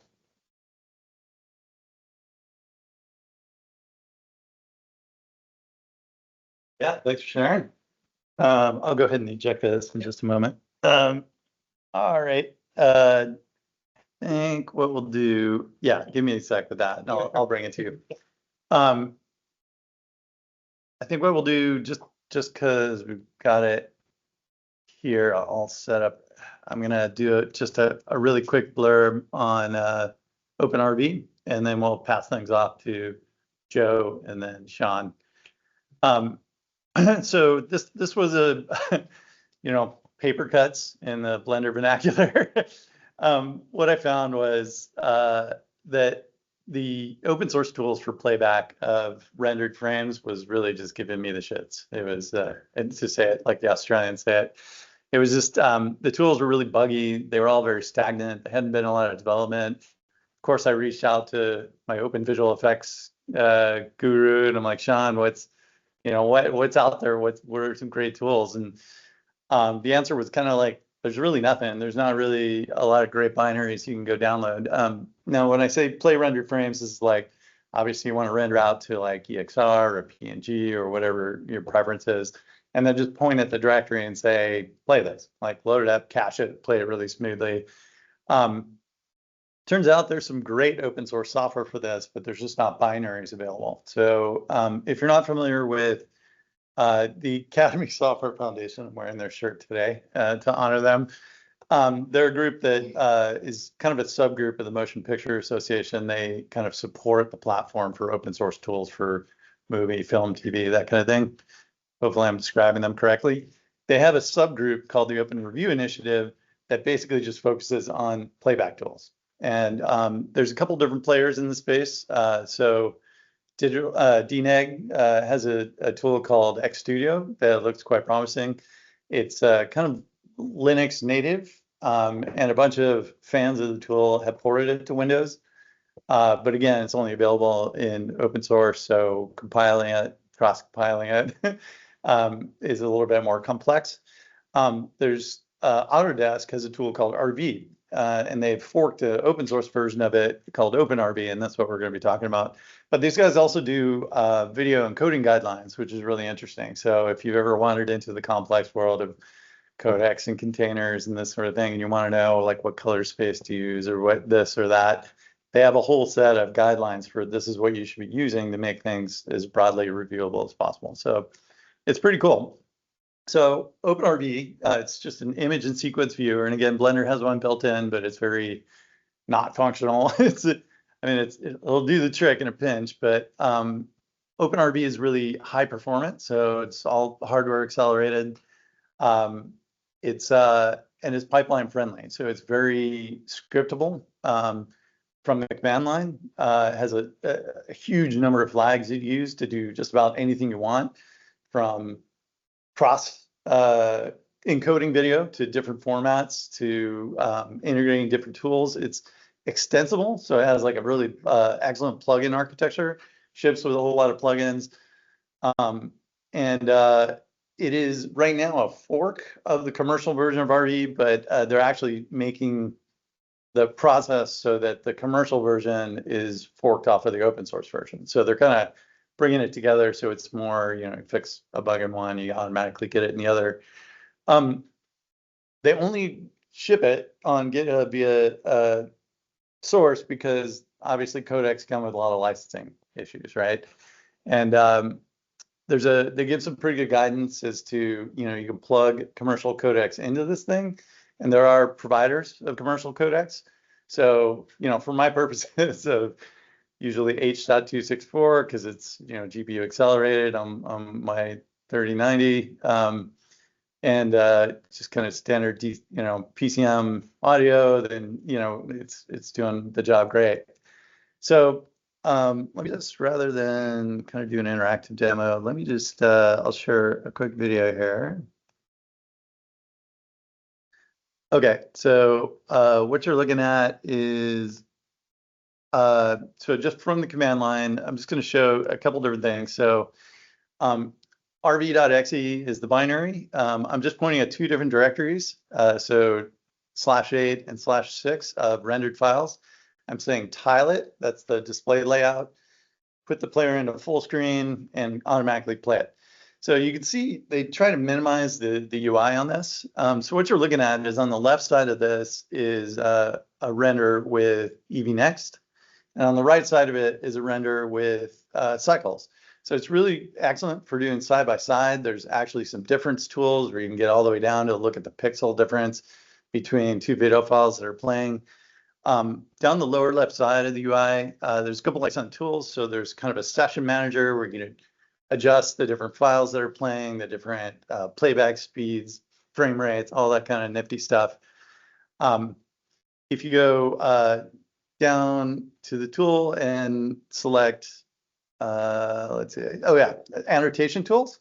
So if you want to collaboratively annotate things on the fly, so what I'm doing here is I'm just kind of selecting my nice red color, show what's wrong with EV Next render. By the way, this render is not mine. This is a USD sample file that I downloaded off the internet. I think Intel makes it. You can kind of highlight different things. There's a lot of different ways that you could use this annotation tool. Clear it. You can do it while it's playing, which is kind of interesting. This is kind of difficult to, yeah, go ahead. Yeah, so it creates, so there's this concept of a session. So everything you do within the session is saved to a .rv file, and then you can actually just specify from the command line, take that session file and turn it into a movie, a .mov or whatever, and then share that with somebody. Yeah, so it's called OpenRV. Made by Autodesk. The commercial version is just called RV.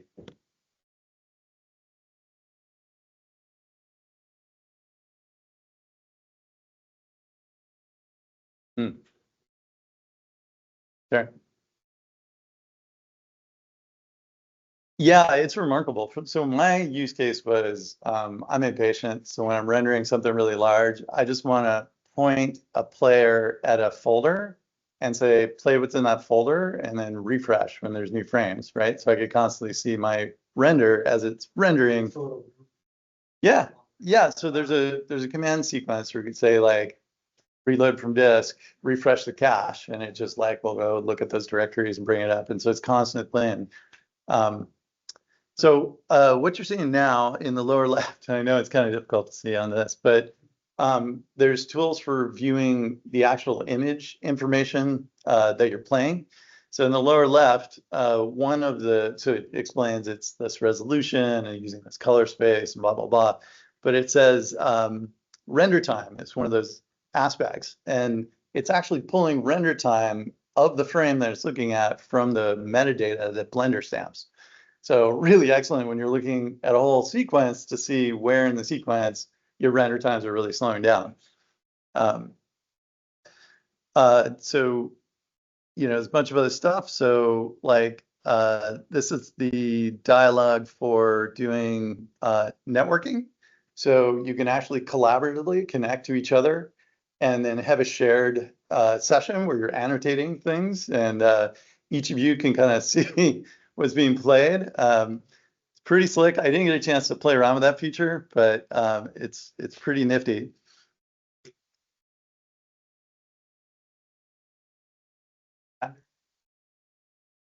Absolutely. So what I'm doing here is I'm just going to go into the control and enable wipes. So I'm changing the layout to be stacked, and I enable wipes. So as I swipe left and right, you can actually swipe and see that cycles on the left and that's EV on the right. You can see how much better the shadows are in one versus the other. But interestingly, you asked about the speed of EV Next, like in this demo file, which arguably has 600,000 objects, like, I was getting single frame times of like 13 minutes, or even longer on EV Next. So there's obviously some optimization you could do, right, in EV Next. So I'm just showing the preferences here. So there's lots of stuff you can configure about how it outputs to specialized output devices. If you're in a big kind of studio reviewer room, there's specific devices that you're going to send it to.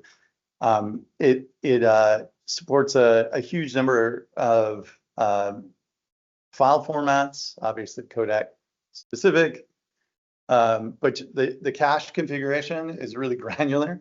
So if you're like me and you have like gobs of RAM, but your primary storage might be like an array of hard disks that are kind of slow, you can just throw huge amounts of RAM on it to make it play smooth as butter.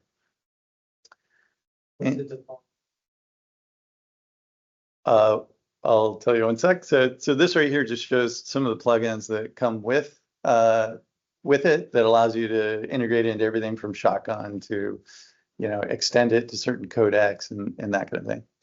So I think it defaults to like a gig of RAM or something like that. And there's a way that you can actually specify that the cache applies to just a frame range, or you can say, just do look ahead to see where the play indicator is and just make sure that you got enough RAM to keep going. So this is the OpenRV Initiative website. So I am not a software developer. So it took 24 hours to figure out how to create a build environment and then get this thing compiled. So there's a very good chance I may have done it, like missed something, or who knows. It's like 500 megabytes zipped. If you're on our Discord channel, I put a link out there where you can go ahead and download it. But it's like a gig or something once you unzip it. So I don't know, there's probably a bunch of libraries and crap in there that I included that doesn't need to be there. But as you can see, this is the website where you go find these tools. Yeah. I will say, so this is the GitHub page where you go download it. There are some pretty extensive build instructions. They've done a really good job, no matter what platform you want to build on, either Mac or Windows or Linux. This is the documentation, which is also very good. I think I'm kind of used to open source documentation, Blender excluded, which has great documentation. But the docs in here are really great, not only for like an end user, but also if you wanted to extend it, needed to know some of the programming APIs. They have some wikis that are really tremendous. So these are, for example, all the non-free libraries needed for video review, including things like some of the codecs that come from Videoland, which I interestingly found out Videoland's developed by some French people, and apparently French law does not recognize software patents, which is how we're able to get VLCs able to play absolutely everything under the sun, because they're just like, no, we don't recognize that. So anyways, yeah, it's a fascinating browse through all the different codecs and stuff that are available. There you go. Yeah, pirate array. Okay, so that so this is yeah, here's the URL if you want to go download the build that I made. Use it at your own risk, but it's been working great. Me and Sean have been using it. And then QRs, if you want to download it, although that will probably send it to your phone, which, yeah.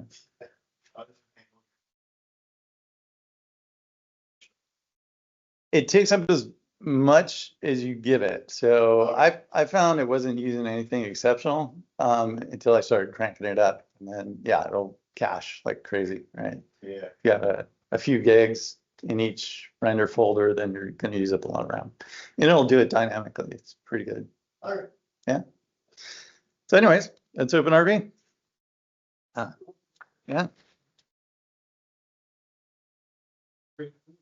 Yeah, it's super cool, man. It's free. All right, Joe.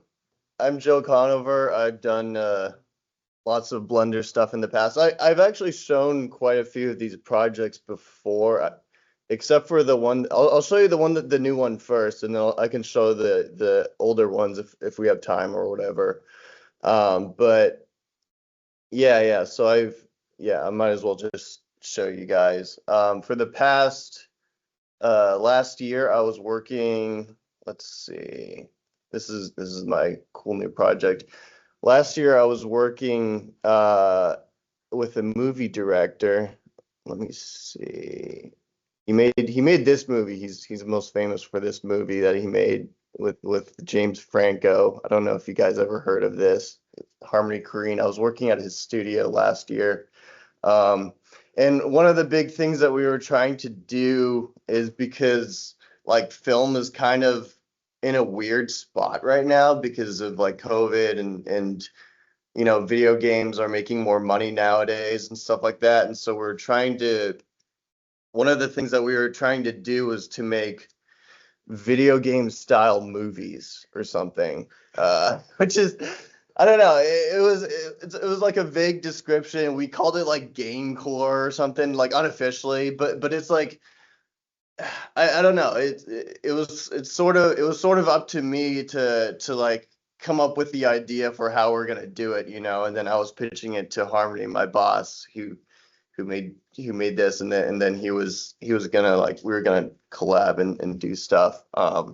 And so the past year I've been making a bunch of short films which I can't show, but I made this one which came out. So I'll just talk about the process.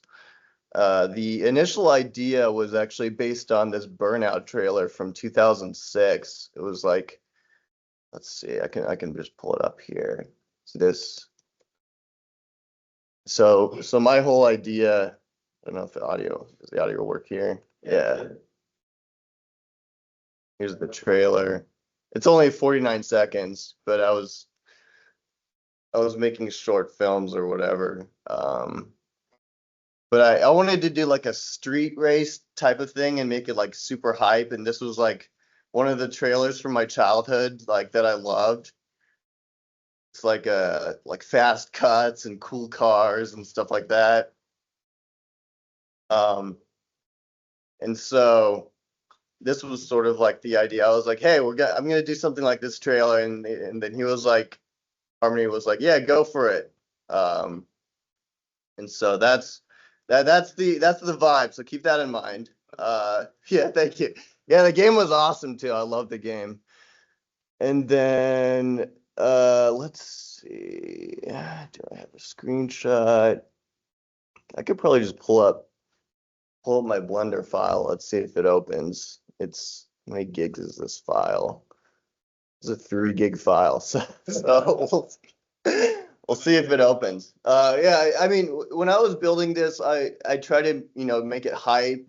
A lot of people have like TikTok brains, you got to keep their attention as long as you can. You got to keep that death grip on people's attention or whatever. But another thing is that I really like long shots. So like I like to think about it when I do my camera cuts, and I like to think about, like just having long drawn out scenes, but that kind of goes against like people's like short attention span or whatever. So I was kind of like balancing both of them when I was choreographing these scenes. And if it doesn't load, oh yeah, we'll see. I'm gonna close this one if that's cool. Yeah. Might be slowing it down. If it doesn't load, then I have a screenshot. Did I close both? Did it crash? Oh no, it's still loading. Yeah. It might take a few seconds to load. I could probably just show my screenshot while I'm waiting. Let's see. This is a screenshot. Oh yeah. Here's a little screenshot that I took of, this was like my scene. Because I was trying to do like a video game style, what I was doing was, this was my big project where I'm like trying to learn character animation. So I'm not the greatest at character animation, but I was just kind of like, Blender has a lot of amazing character animation tools. So I was able to figure things out eventually. And then I'm taking everything from here and I'm exporting it to Unreal Engine. Like I do the modeling, texturing, UV stuff here in Blender. And then I was exporting to Unreal Engine because it has that, I don't know, gamified look that I'm sort of going for. Let's see if it's opened yet. It's not opened yet. Okay, that's fine. And then yeah, so I when I took it to Unreal Engine has like a few extra tools that I can use, like it has this dynamic LOD crowd system or something that I thought was really cool. Like the crowds of people far away will be like static, and then crowds of people close by will be like animated and stuff. And it's built for their like strategy games and stuff like that, to like just have you can literally have like millions of people on screen in Unreal. And it was like a cool feature. And so I was able to like export my Mixamo animations that I messed with in Blender, or export my characters that I messed with to Unreal, and then throw them in the crowds. But let's see. Oh, it did load. Yeah, yeah. So you can kind of see the whole thing here. I'll just scrub through it because it's really slow, but oh, it's extremely slow. Oh, that's great. Yeah, but there's a lot of like keyframes, a lot of animation going on here. Um, I'm slowly learning out the animation tools in Blender, which are really cool. I really like the animation layers where you can like layer different animations on top of your current animations and stuff like that. There's a lot of complex stuff you can do. Uh, yeah, so yeah, I made like a short film thing basically. He was thinking about making a whole trailer for it, but we ended up turning it into a music video. And so I'll show you the short film that I made, and then I'll show you the music video. And then here's my something that I did something special after I rendered it in Unreal. I did something in After Effects where this was back in December, so I'm guessing things might be a little bit different now. The technique could have changed, but I watched a lot of old film, and I noticed that there's a lot of like noise and like the highlights. Like a lot of black and white film has noise in the highlights and all the details in the shadows. And I noticed that when you render stuff, like all of the detail or whatever, all the stuff that gets rendered easily is always like the stuff that's lit up by lights and stuff, and all the shadows are always like so uh like noisy and stuff like that, and you're always having to crank your samples if you want to get those details in your shadows. And so what I wanted to do with this was I wanted to put the noise in the highlights, and I wanted to put all the detail in the shadows with my render, just like old film or whatever. And I have like a certain film grain type that I'm using, and stuff like that, and like a certain style, and it made it like kind of painterly and stuff like that here. This is a raw beauty before I do any post processing. This one's also showing the stable diffusion thing that I was using. Another thing is, a lot of people at back in December when I did this, a lot of people were using stable diffusion, but it looks like it always has this like wavy effect, like things are like moving constantly, and it's not stable basically. And so I was like, well, it's called stable diffusion. Why isn't it stable? And so I completely stabilized it with a program called Ebsynth, and I put it into the scene, and it gives off this like effect of like whenever the lights change, like the texture changes and stuff like that. But it's like an AI thing, but you don't really notice it is like an AI thing, and it sort of looks kind of like the Spider-Man Into the Spider-Verse look or whatever. Nice. The music's gonna be like that too, so yeah, yeah. Let's see. What else did I do? Oh yeah, okay. So here's the short film that I made.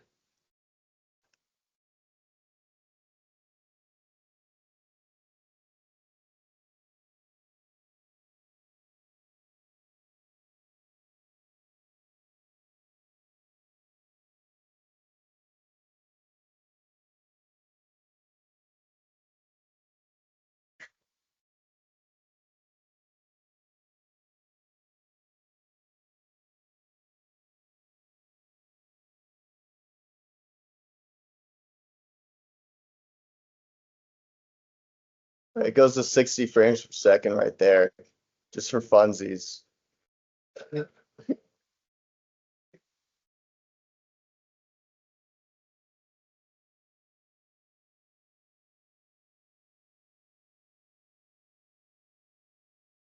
Yeah, pretty high. Thank you.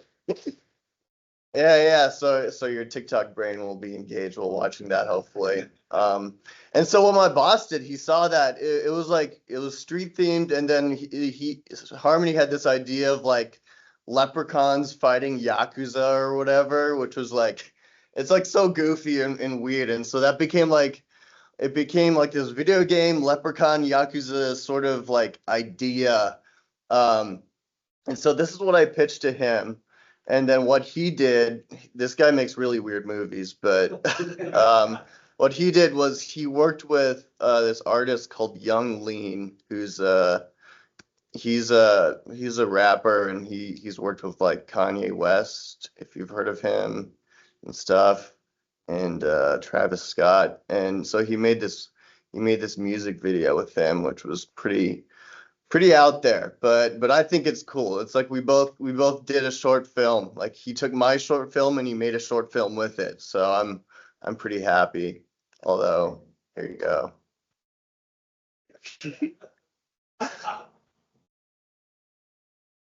Yeah, there's my thing.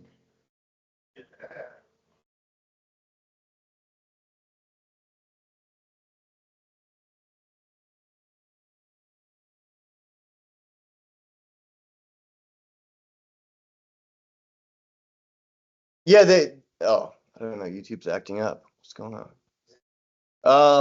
The absinthe, so I did a lot of absinthe in my version. The absinthe in this one, this is actually like a previous version or something like that. So they they took off the absinthe is still in there. It's just like cranked down quite a bit. I did another pass on mine where I added like an anamorphic lens flare and cranked it up a little bit more just because I personally like it better that way, but they turned it down quite a bit for this music video. Um, there's also a few other shots that I did too.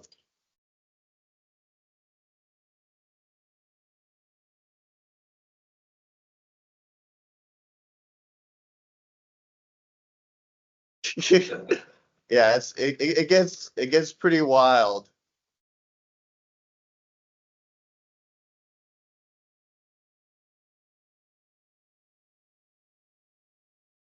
Look, look, this guy does his own thing, and I don't question it. All right, it's his art. I don't question it, even though his camera angles are pretty wild.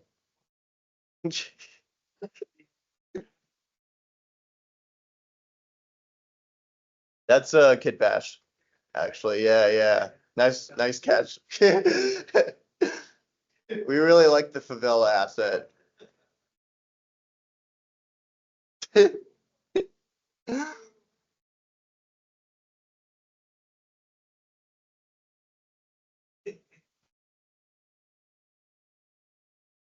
So this is high art. This is the future of filmmaking.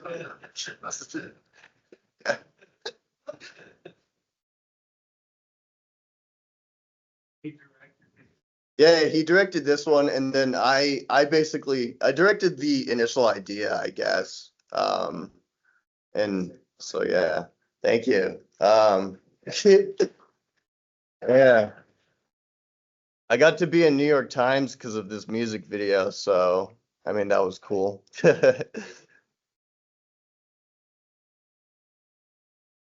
Um, yeah. So, I mean, mostly, yeah. Like yeah, obviously the same UVs in Blender and the same UVs in Unreal. The texture pipeline it was a little bit tough. The biggest issue I was having was exporting characters because I don't know anything about like rigging and stuff like that. And so when my characters are like attached to empties and my car is like an empty that's like spinning and stuff like that. And it was hard to kind of figure it out, but you have to like bake them a certain way before you export. I tried using the plugin and it was like it would work sometimes and I would export the characters one by one, but if you guys know of like a surefire way to export straight from Blender to Unreal, then please let me know. But but I don't know. It was cool being able to use like the crowd tools and stuff like that. Whereas like I was able to create these like super dense crowds with my animation. Oh yeah, this was like a background visual that I did. But yeah, that was my big project with Harmony. That was cool. And let's see what else. Oh, I did the logo for his latest movie too, uh, which is he shot this movie entirely with like those infrared heat cameras or whatever, and it's like really wacky. Um, yeah, there's Travis Scott. Yeah, this is the trailer. I can probably skip ahead to my logo. Let's see. A lot of guns and cars. You get the style. Yeah, it's a feature-length movie. It's on his website and it's just like so wacky. Oh yeah, here's the logo that I did. Yeah, thank you. Yeah, the entire movie is shot with an infrared camera and it's apparently on his website. You can buy it for $15, but I don't know. It's so weird. Like he screened it at Venice, but he didn't get any. No one took it, I guess, which is unfortunate. But yeah, it's ahead of his time. That's what I'm saying. But I was really happy with the logo that I made. I thought that the logo like really fit because I was doing a bunch of like gun parts sliding together. Let's see if it opens here. And I actually rendered it with Redshift in Blender, which I've been using a lot lately. Sorry, Cycles, but I like Redshift a little bit more just because Redshift can do Redshift can do a lot of cool things like caustics and stuff really well. Um, yeah, we'll give that one time to load. Let's see.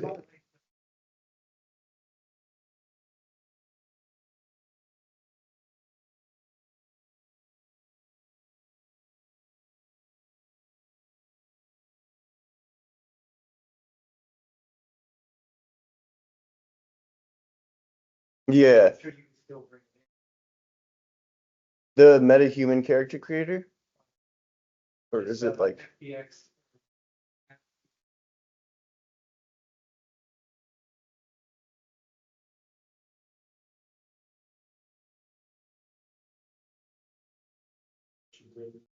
In iPhone. iPhone is super, rapid, super easy. So I can export from Blender to iClone and export that to Unreal?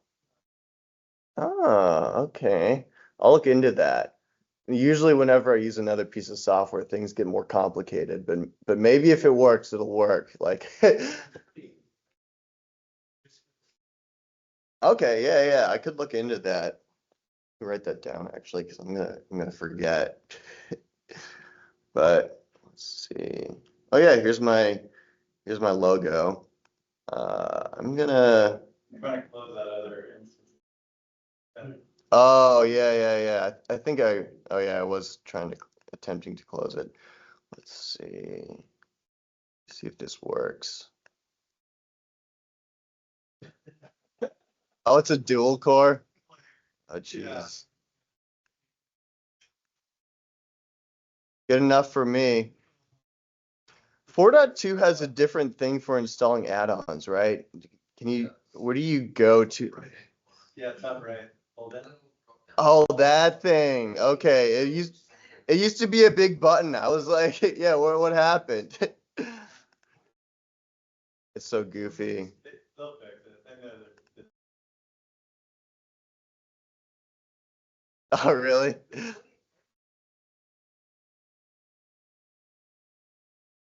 Well, so so that everybody making tutorials could spend 5 minutes. Yeah, exactly. I was about to be, yeah, it's a little thing. Well, my plugin doesn't work. That's okay. I can't render it. I had all my nodes here, but here. Let's see. 2 years though. Yeah, so I did all these sliding parts that like move together and stuff like that, which I just manually animated it, but I thought it looked really cool. And then yeah, and then it looks cool in Redshift, but the plugin's busted right now, so I don't know what's maybe is this Mac? I don't know, maybe it's because it's Windows. I don't know what's going on, whatever. It's all good. Um this one was actually really quick. It took me 4 days from start to like initial concept to finish it. And then I guess I'm working 8 hours or 8 or 10 hours per day, so it's like a 40-hour work week. But one of the initial things that I was running into, it was that I was animating it and it looked crappy or whatever. And so there were a few iterations before this one that were like a lot less, clicky, I guess. And I was trying to just like select a bunch of parts and like randomly move them and stuff like that. And that wasn't really working. And so I just went letter by letter. I was just like, all right, I'm just gonna go letter by letter and animate this how it should look or whatever. And it turned out pretty decent, I think. Yeah. I mean, I was working salary for them at the time, so that was, but I mean, normally for a logo, I would charge a lot of money. Like, I don't know, like if I did something like that, it depends on. I usually ask what their budget is first, and then yeah, one of the first questions is what's your budget, but like. I've worked on, multiple $100,000 like I've worked on $500,000 logos and stuff like that before. Something like this, I would say I would want to charge like $20,000 or something like that. But that's, like start to finish and stuff like that. And there's a lot of like factors that would go into that. But I guess that off the top of my head, I guess I would just yeah. Design everything, and it was basically like we have this scene. It looks crappy. Can you make a logo? And then and this is the vibe that we want, or whatever. Well, whatever information they give me, and then I just make it from there, or whatever. Yeah. So that one was pretty cool. Have you seen it? I have seen Agrodrift. I got to see it early. It's a Harmony Korine film. I'll say that. Like he does. I am being recorded. I honestly liked it, but I am being recorded. No, I really did. I didn't quite agree with like a lot of his. I didn't agree with a lot of his design decisions. I think back when I was in college, I would watch these types of art house films, and I would be like, oh, I hate this or whatever because it doesn't make any sense. Where's the plot, But now that I've worked in the movie industry for a while, I start to enjoy them a little bit more. And like the weird stuff I'm starting to appreciate them more because you don't get as many major filmmakers making weird stuff. So I have like quite a bit more appreciation for that type of stuff now. I don't know how much more time do we have? I can okay. Yeah, I could show a few more projects that I did. So I did this project. This was a Duracell commercial that I did with this guy. His name was Roman Coppola, and he did. Wait, no, that's not it. Let's see. Was it this? Oh no, it's this thing right here. So this is a guy who he worked on this movie, Wes Anderson. He does a lot of stuff with Wes Anderson, Roman Coppola there. Yeah. So he did like the story. He does like story for a lot of Wes Anderson movies. He did the story for Isle of Dogs and The French Dispatch, which are pretty good. So I was like, holy crap, I'm working with this dude. Even if it's a commercial, it doesn't matter. It was pretty cool. he's also the son of Francis Ford Coppola, who did like The Godfather and everything. So no big deal. It was pretty cool. One he had this movie set, and he had all these people. This was like a yeah, it was like a set with like 30 people or whatever walking around, and he had all these like panels and stuff like that for like graphics that he was going to put behind. And so I was basically I was I had this big set to work with, and I'm the only person who's doing all the visual effects, so no pressure there. That was that was pretty wacky. And so I started with this sort of like they wanted it to be like Tron, and day one I built this thing in Blender. Uh, I didn't render it in Blender. I did render it in Maya, unfortunately, because I was working at a studio, so I have to use their tools. But I did all the modeling, UVs, everything in Blender, and because Blender's so good at modeling, I was able to build this in like one day, which I was really happy about. And they were like, "Holy crap, how did you make it so fast?" And I didn't tell them that I used Blender. But let's see. And then what else? This is just another behind the scenes. They had these little things that I was supposed to include. This was like a forest scene that I made. I tried to like make it Pixar-y, but they didn't like it looking Pixar-y, so I made it more subtle and just a background asset, I guess. This is like a further iteration that I did that I was pretty happy with. I don't know, it was crazy getting notes from Roman Coppola. He's like giving me notes on my Blender stuff, and I'm like, hey, that's cool, you know. And then this was like the final commercial that they came out with. Let's see. Oh, it's not playing. VLC's on there. If you right. Oh, VLC. Okay, yeah. I don't know. It used to be. I know, right? I'm guessing Microsoft stole it. If you do choose, I can make it the default if you want. Yeah, go for it. Oh wait, yeah, always. Yeah, where's OpenRV?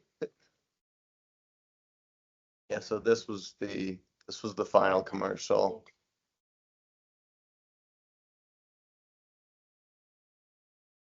Pretty fancy schmancy.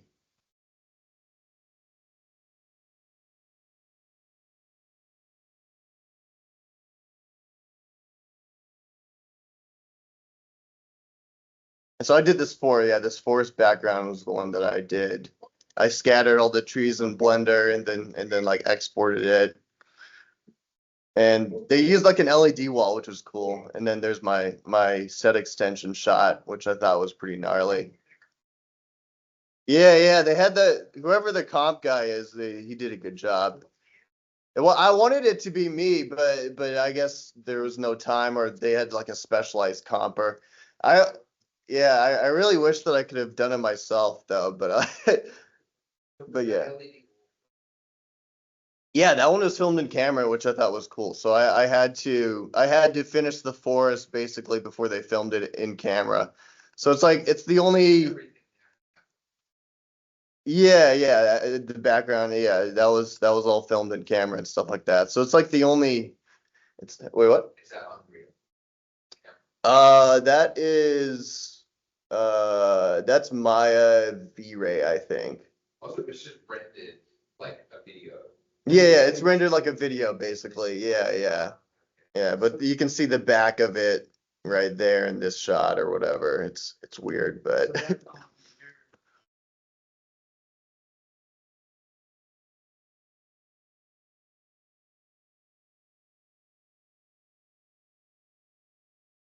there was a lot of back and forth. They actually had like there was actually a lot of guidelines. It was really cool. Like they had a whole PDF file with like everything that I could look at, and then they had a quick concept art that looked like it was drawn in like 5 minutes. It was just like a tunnel that's in the shape of a battery or something. And then the first iteration I did they were like, make it look like Tron. And so the first iteration I did looked like, they were like, okay, now it looks too much like Tron. Make it look a little bit more rustic or whatever. And so I dialed back some of the designs and made it look like rustic, I guess. It's like it looks too shiny now. Make it less shiny.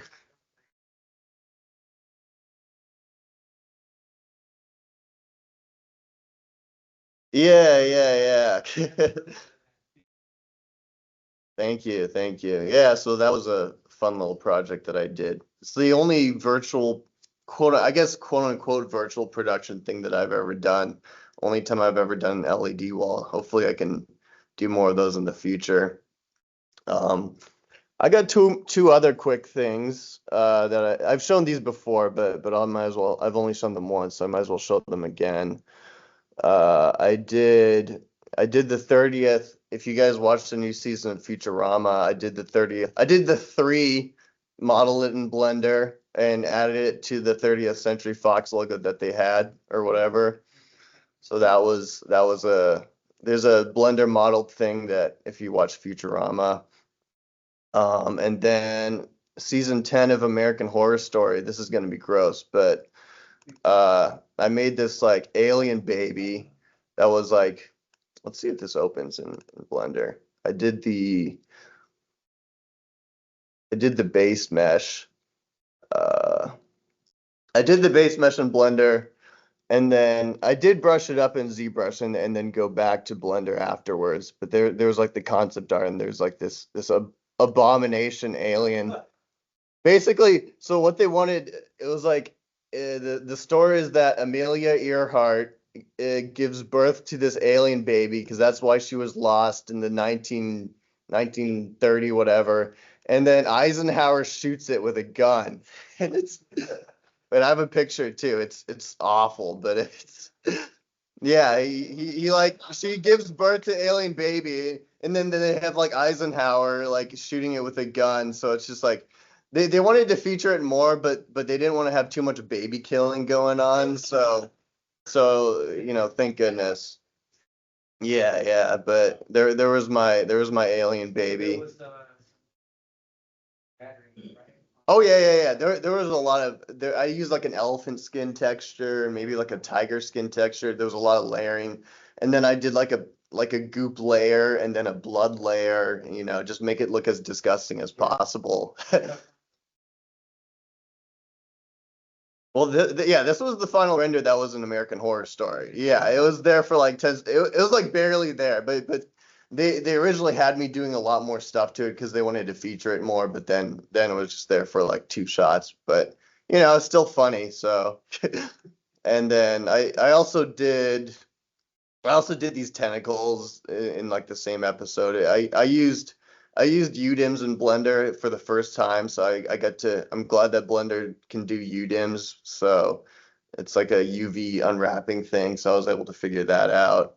I did this gross alien cavity thing. I modeled it in Blender or whatever. It's like supposed to be the inside of the alien. So yeah, that's all the stuff I've done recently.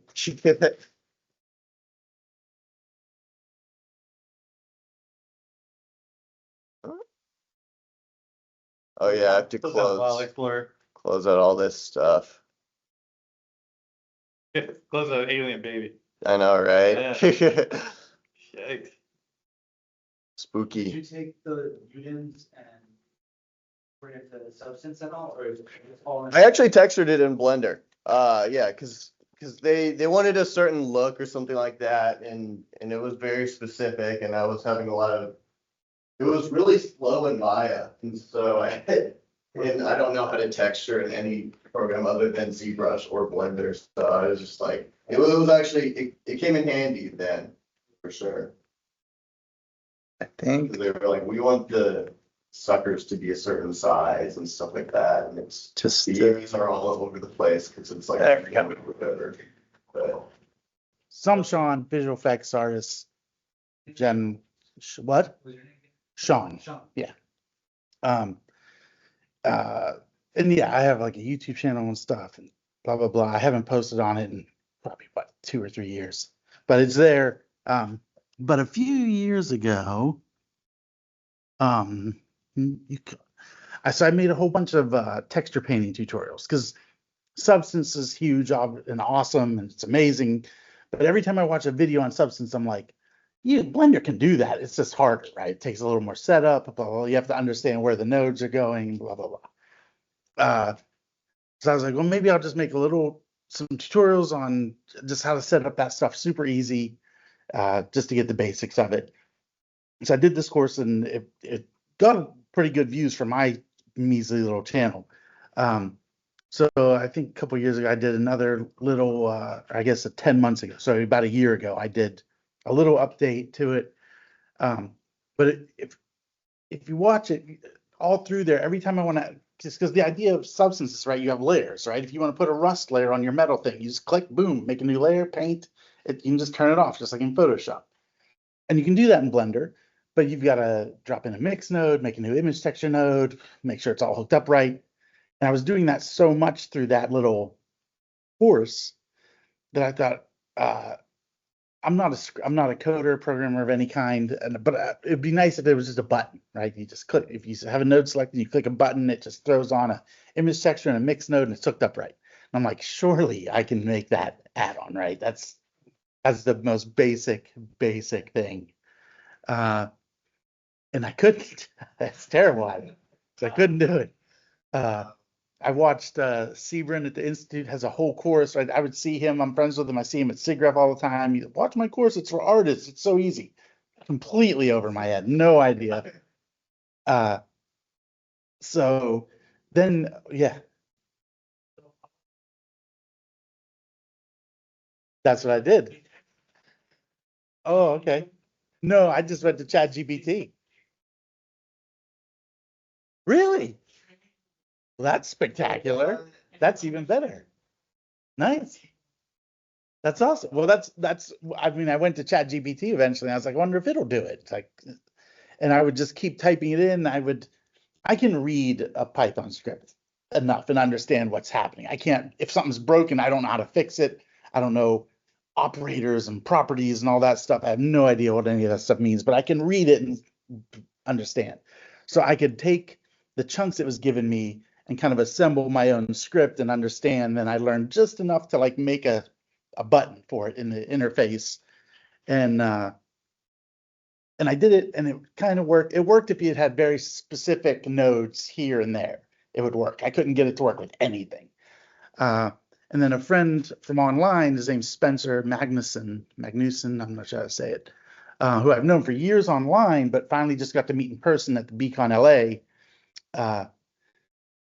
After Beacon, I messaged him and I was like, hey, so I have this really crappy script. ChatGPT wrote it. I edited it. It barely works, but it does work sometimes.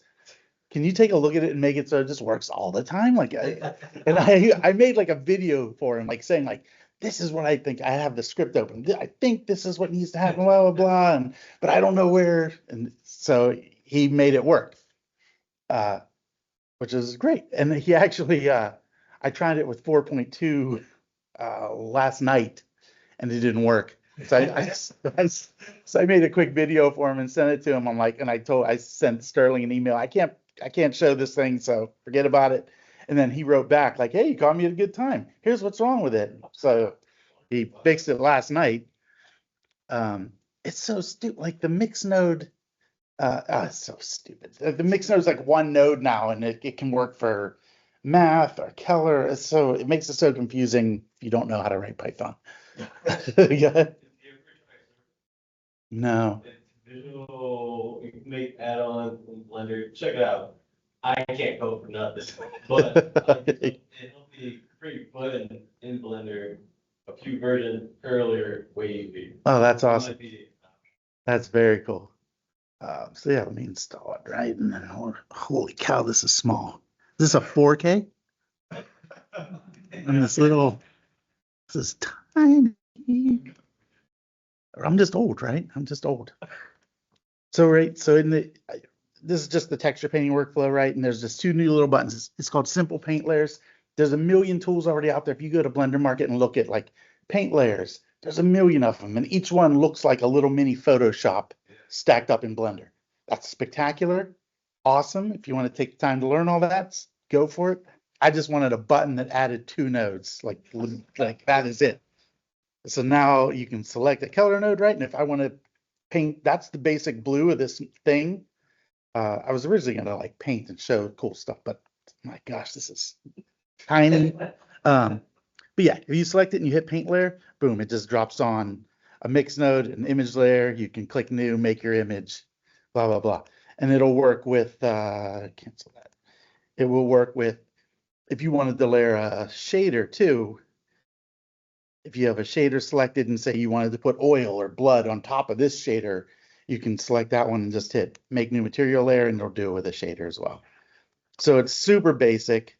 It's really nothing special. I probably shouldn't even be giving a demo on it. It's ridiculous, but the magic of ChatGPT and some guy who can fix ChatGPT's problems.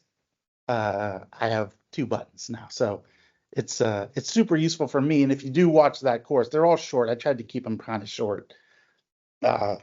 You'll see how this, as many times as I'm like, drop in a mix node, make an image texture, don't forget to save your images, blah, blah, blah. Layers, yeah, yeah.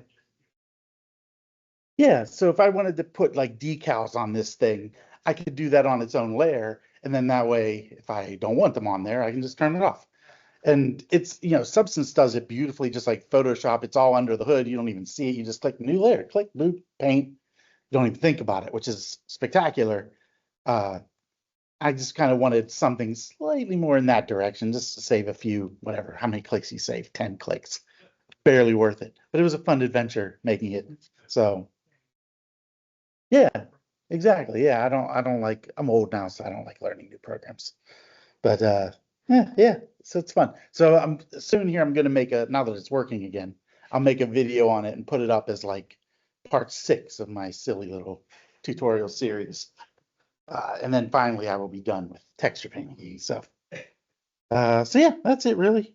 I can, if you don't want to see me paint. Yeah, that's it. That's all nowhere yet. It will be on, I have a website called Open Visual Effects. I can give you a sticker, which is basically like a blog site. All the videos end up on YouTube and then also on the blog, but the tool will be released on my blog somewhere. And the video will have links to it and a little how to use it and all that stuff. I think that's all I got. Screen says, what's that? Oh, that was me just throwing blood. That was like, if it doesn't work, I can at least show, hey, look, this is how you layer a shader. So anyway. Yeah, it can be, blood can be shiny, oil can be all with the new cycles, thin, soapy, transparent layer, whatever. And it's just totally a completely different shader that you can easily just turn off and on. So yeah, there you go. That's it. Nothing fancy.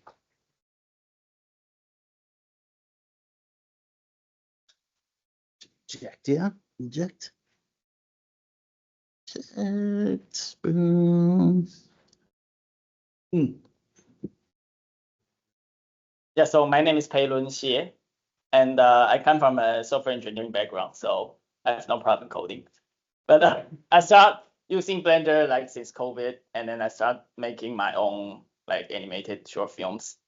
And then this one is about so Blender introduced like a node-based hair system like a couple of versions ago, but I couldn't make it to move like with physics. So that's my journey doing it, ongoing journey. So so I try to use like make it like an add-on to do like to tweak the position and stuff, but it turns out I shouldn't do it that way, so I end up compiling my own Blender version. So this is the result I have. I even made some design. And this, so right now it supports like kind of collision and then also like physics simulation.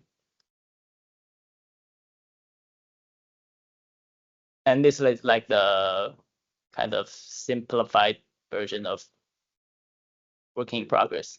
Would you give it an expert insight? I don't know yet. But I can like, I guess I can bake the the simulated result, but I don't know how to. I haven't looked into it yet. And then I just this one is just I added so basically there's like two kind of rest poses for the hair. I can move it right. Yeah. And so it blends between two rest poses. And then there's another thing that I needed to do is like there are a lot of like force field in Blender, but geometry node doesn't read that. So I also write a node to do that. Yeah, that's what I did. Wow. Nice work. And how does the new geometry nodes hair system stack up against the legacy one? I love that better, a lot better than the old one. So that's why I started working on that. Yeah, because it supports a lot of like modifiers. Yeah.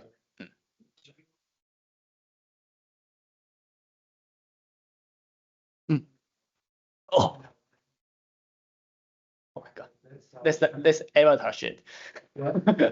this avatar stuff. I was trying to do it with the to take the gravity off and add link solvers to kind of make it. Oh yeah. But curious, how would you approach that in I can turn the gravity off. The gravity is like kind of hard code right now, and then I add like here there's wing force, and then I guess you can add a bunch of wing and then automate that. Yeah.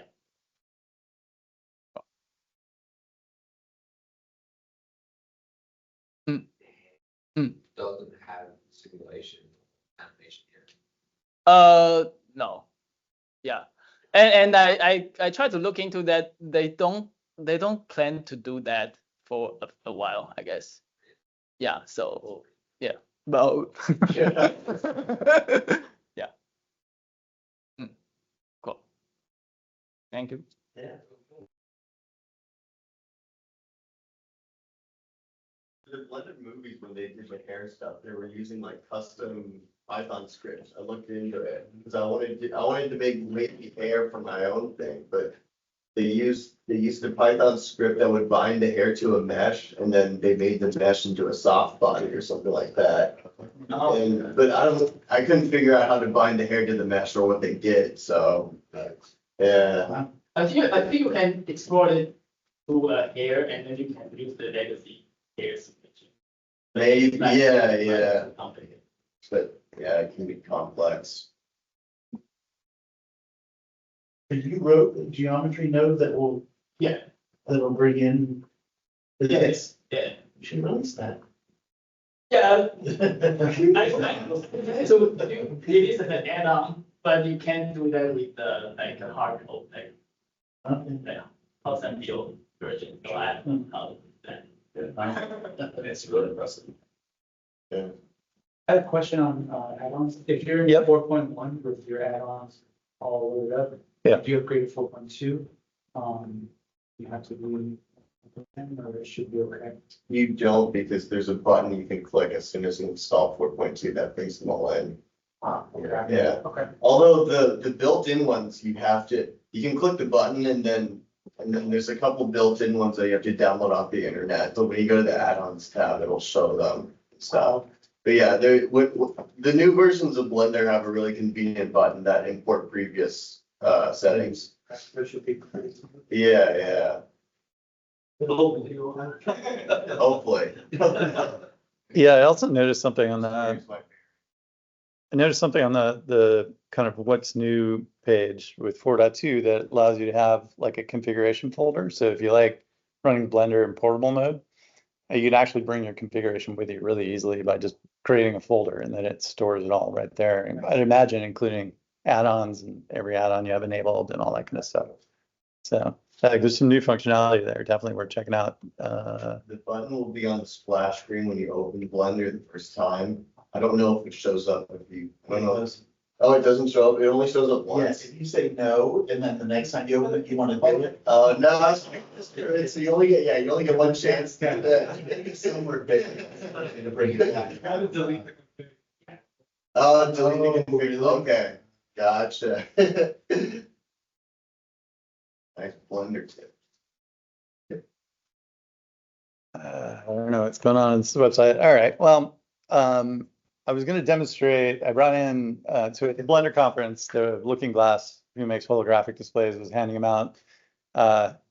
And so I'll maybe save it for the next Blender meetup. But they have an add-on that plugs straight into Blender. It allows you to kind of render into the format that allows you to create holographic displays. So I didn't have a presentation all set up or anything. Do you have your hologram online? I'd love to see what you did. All right. Sure. So let's see if I can get to it. So I've got a bunch of preloaded holograms on this thing, some of which I did not make. Let's see. The one that you made. So this one, I just was proof of concept, this one here. So that's the logo for Kali Linux, which is the computer hacking distribution of Linux. Actually, you can hold and then it loops. There you go. Yeah, so there's really nothing to it. The add-on is really cool. It allows you to see in the viewport a virtual device like this, including depth and everything else, and so you can fit your animation directly inside it. And then they kind of recommend you give it a background and apply, so you got shadows and all that kind of stuff. So I just basically grabbed the logo, imported it, extruded it, turned it around on the Z-axis, nothing major. But I would say, the add-on is really cool, except that it just crashes Blender a lot. So they have a Discord, I've been bitching about it. I think the more people that talk about the fact it's crashing, I think the guy that developed it did it just as a community. It was like, hey, here's this free thing that I developed, and then the company adopted it. And so it's kind of, I don't know, it's unclear who owns it, but nobody's maintaining it right now. It's kind of my sense. But it's pretty nifty. They have a plugin for all the number of major platforms, including Unity and others, so you can develop things in game engines and then export it. But anyways, it's pretty cool. Does anyone else have anything else they want to show? I think we're right up against the 1:30, which we're roughly gonna wrap up. I could show some. I wanted to show Joe that word pipeline for CAM. Sure. Yeah. Yeah. All right, man. So our reservation next door is at 1:45, so we have a little bit of playtime to get packed up and get it over there. So Got 2 minutes. yeah, it's like a 5-minute walk.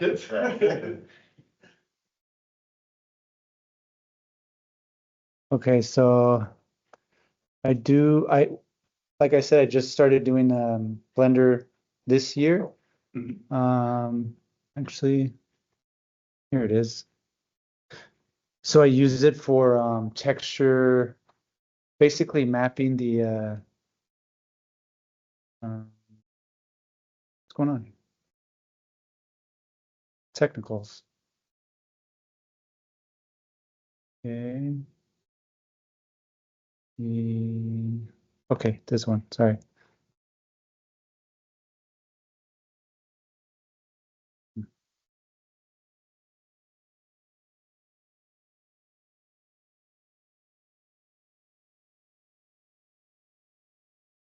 Check here.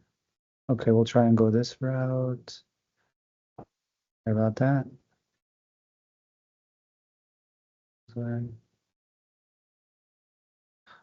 Okay, cool. So this is a project that I'm working on right now, and I'm using a lot of the cloth sim that I'm doing. I'm using Blender for taking it into Substance, but a lot of the stuff that I've done here, I use iClone. So I'll do the mocap and iClone, and then bring it into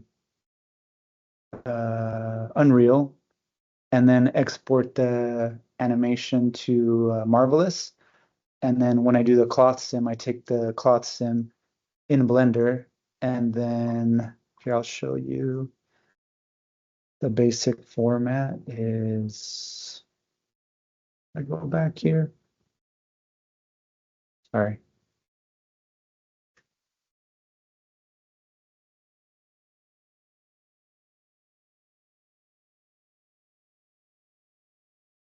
Okay, here it is. There's one. So on this one, I'm using the animation in iClone, and then you can export it to, this is basically it right here. So I'll do what's called text. I use text tools, and I basically map all the different colors here, and then I'll bring this. You don't even have to bake it out as you just bake out the color map, and then in Substance you can bring it in and draw the texture maps. So then I'll bring it into Marvelous and then simulate it. So that's just like the workflow. And then here's the actual video that I did.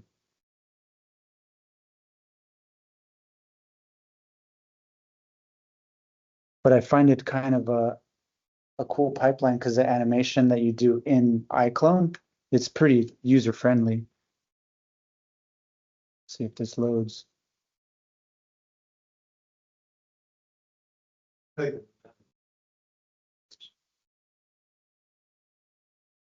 Let's see. Okay, we'll try this.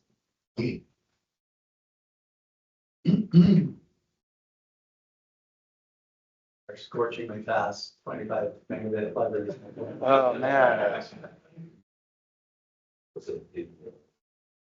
Yeah.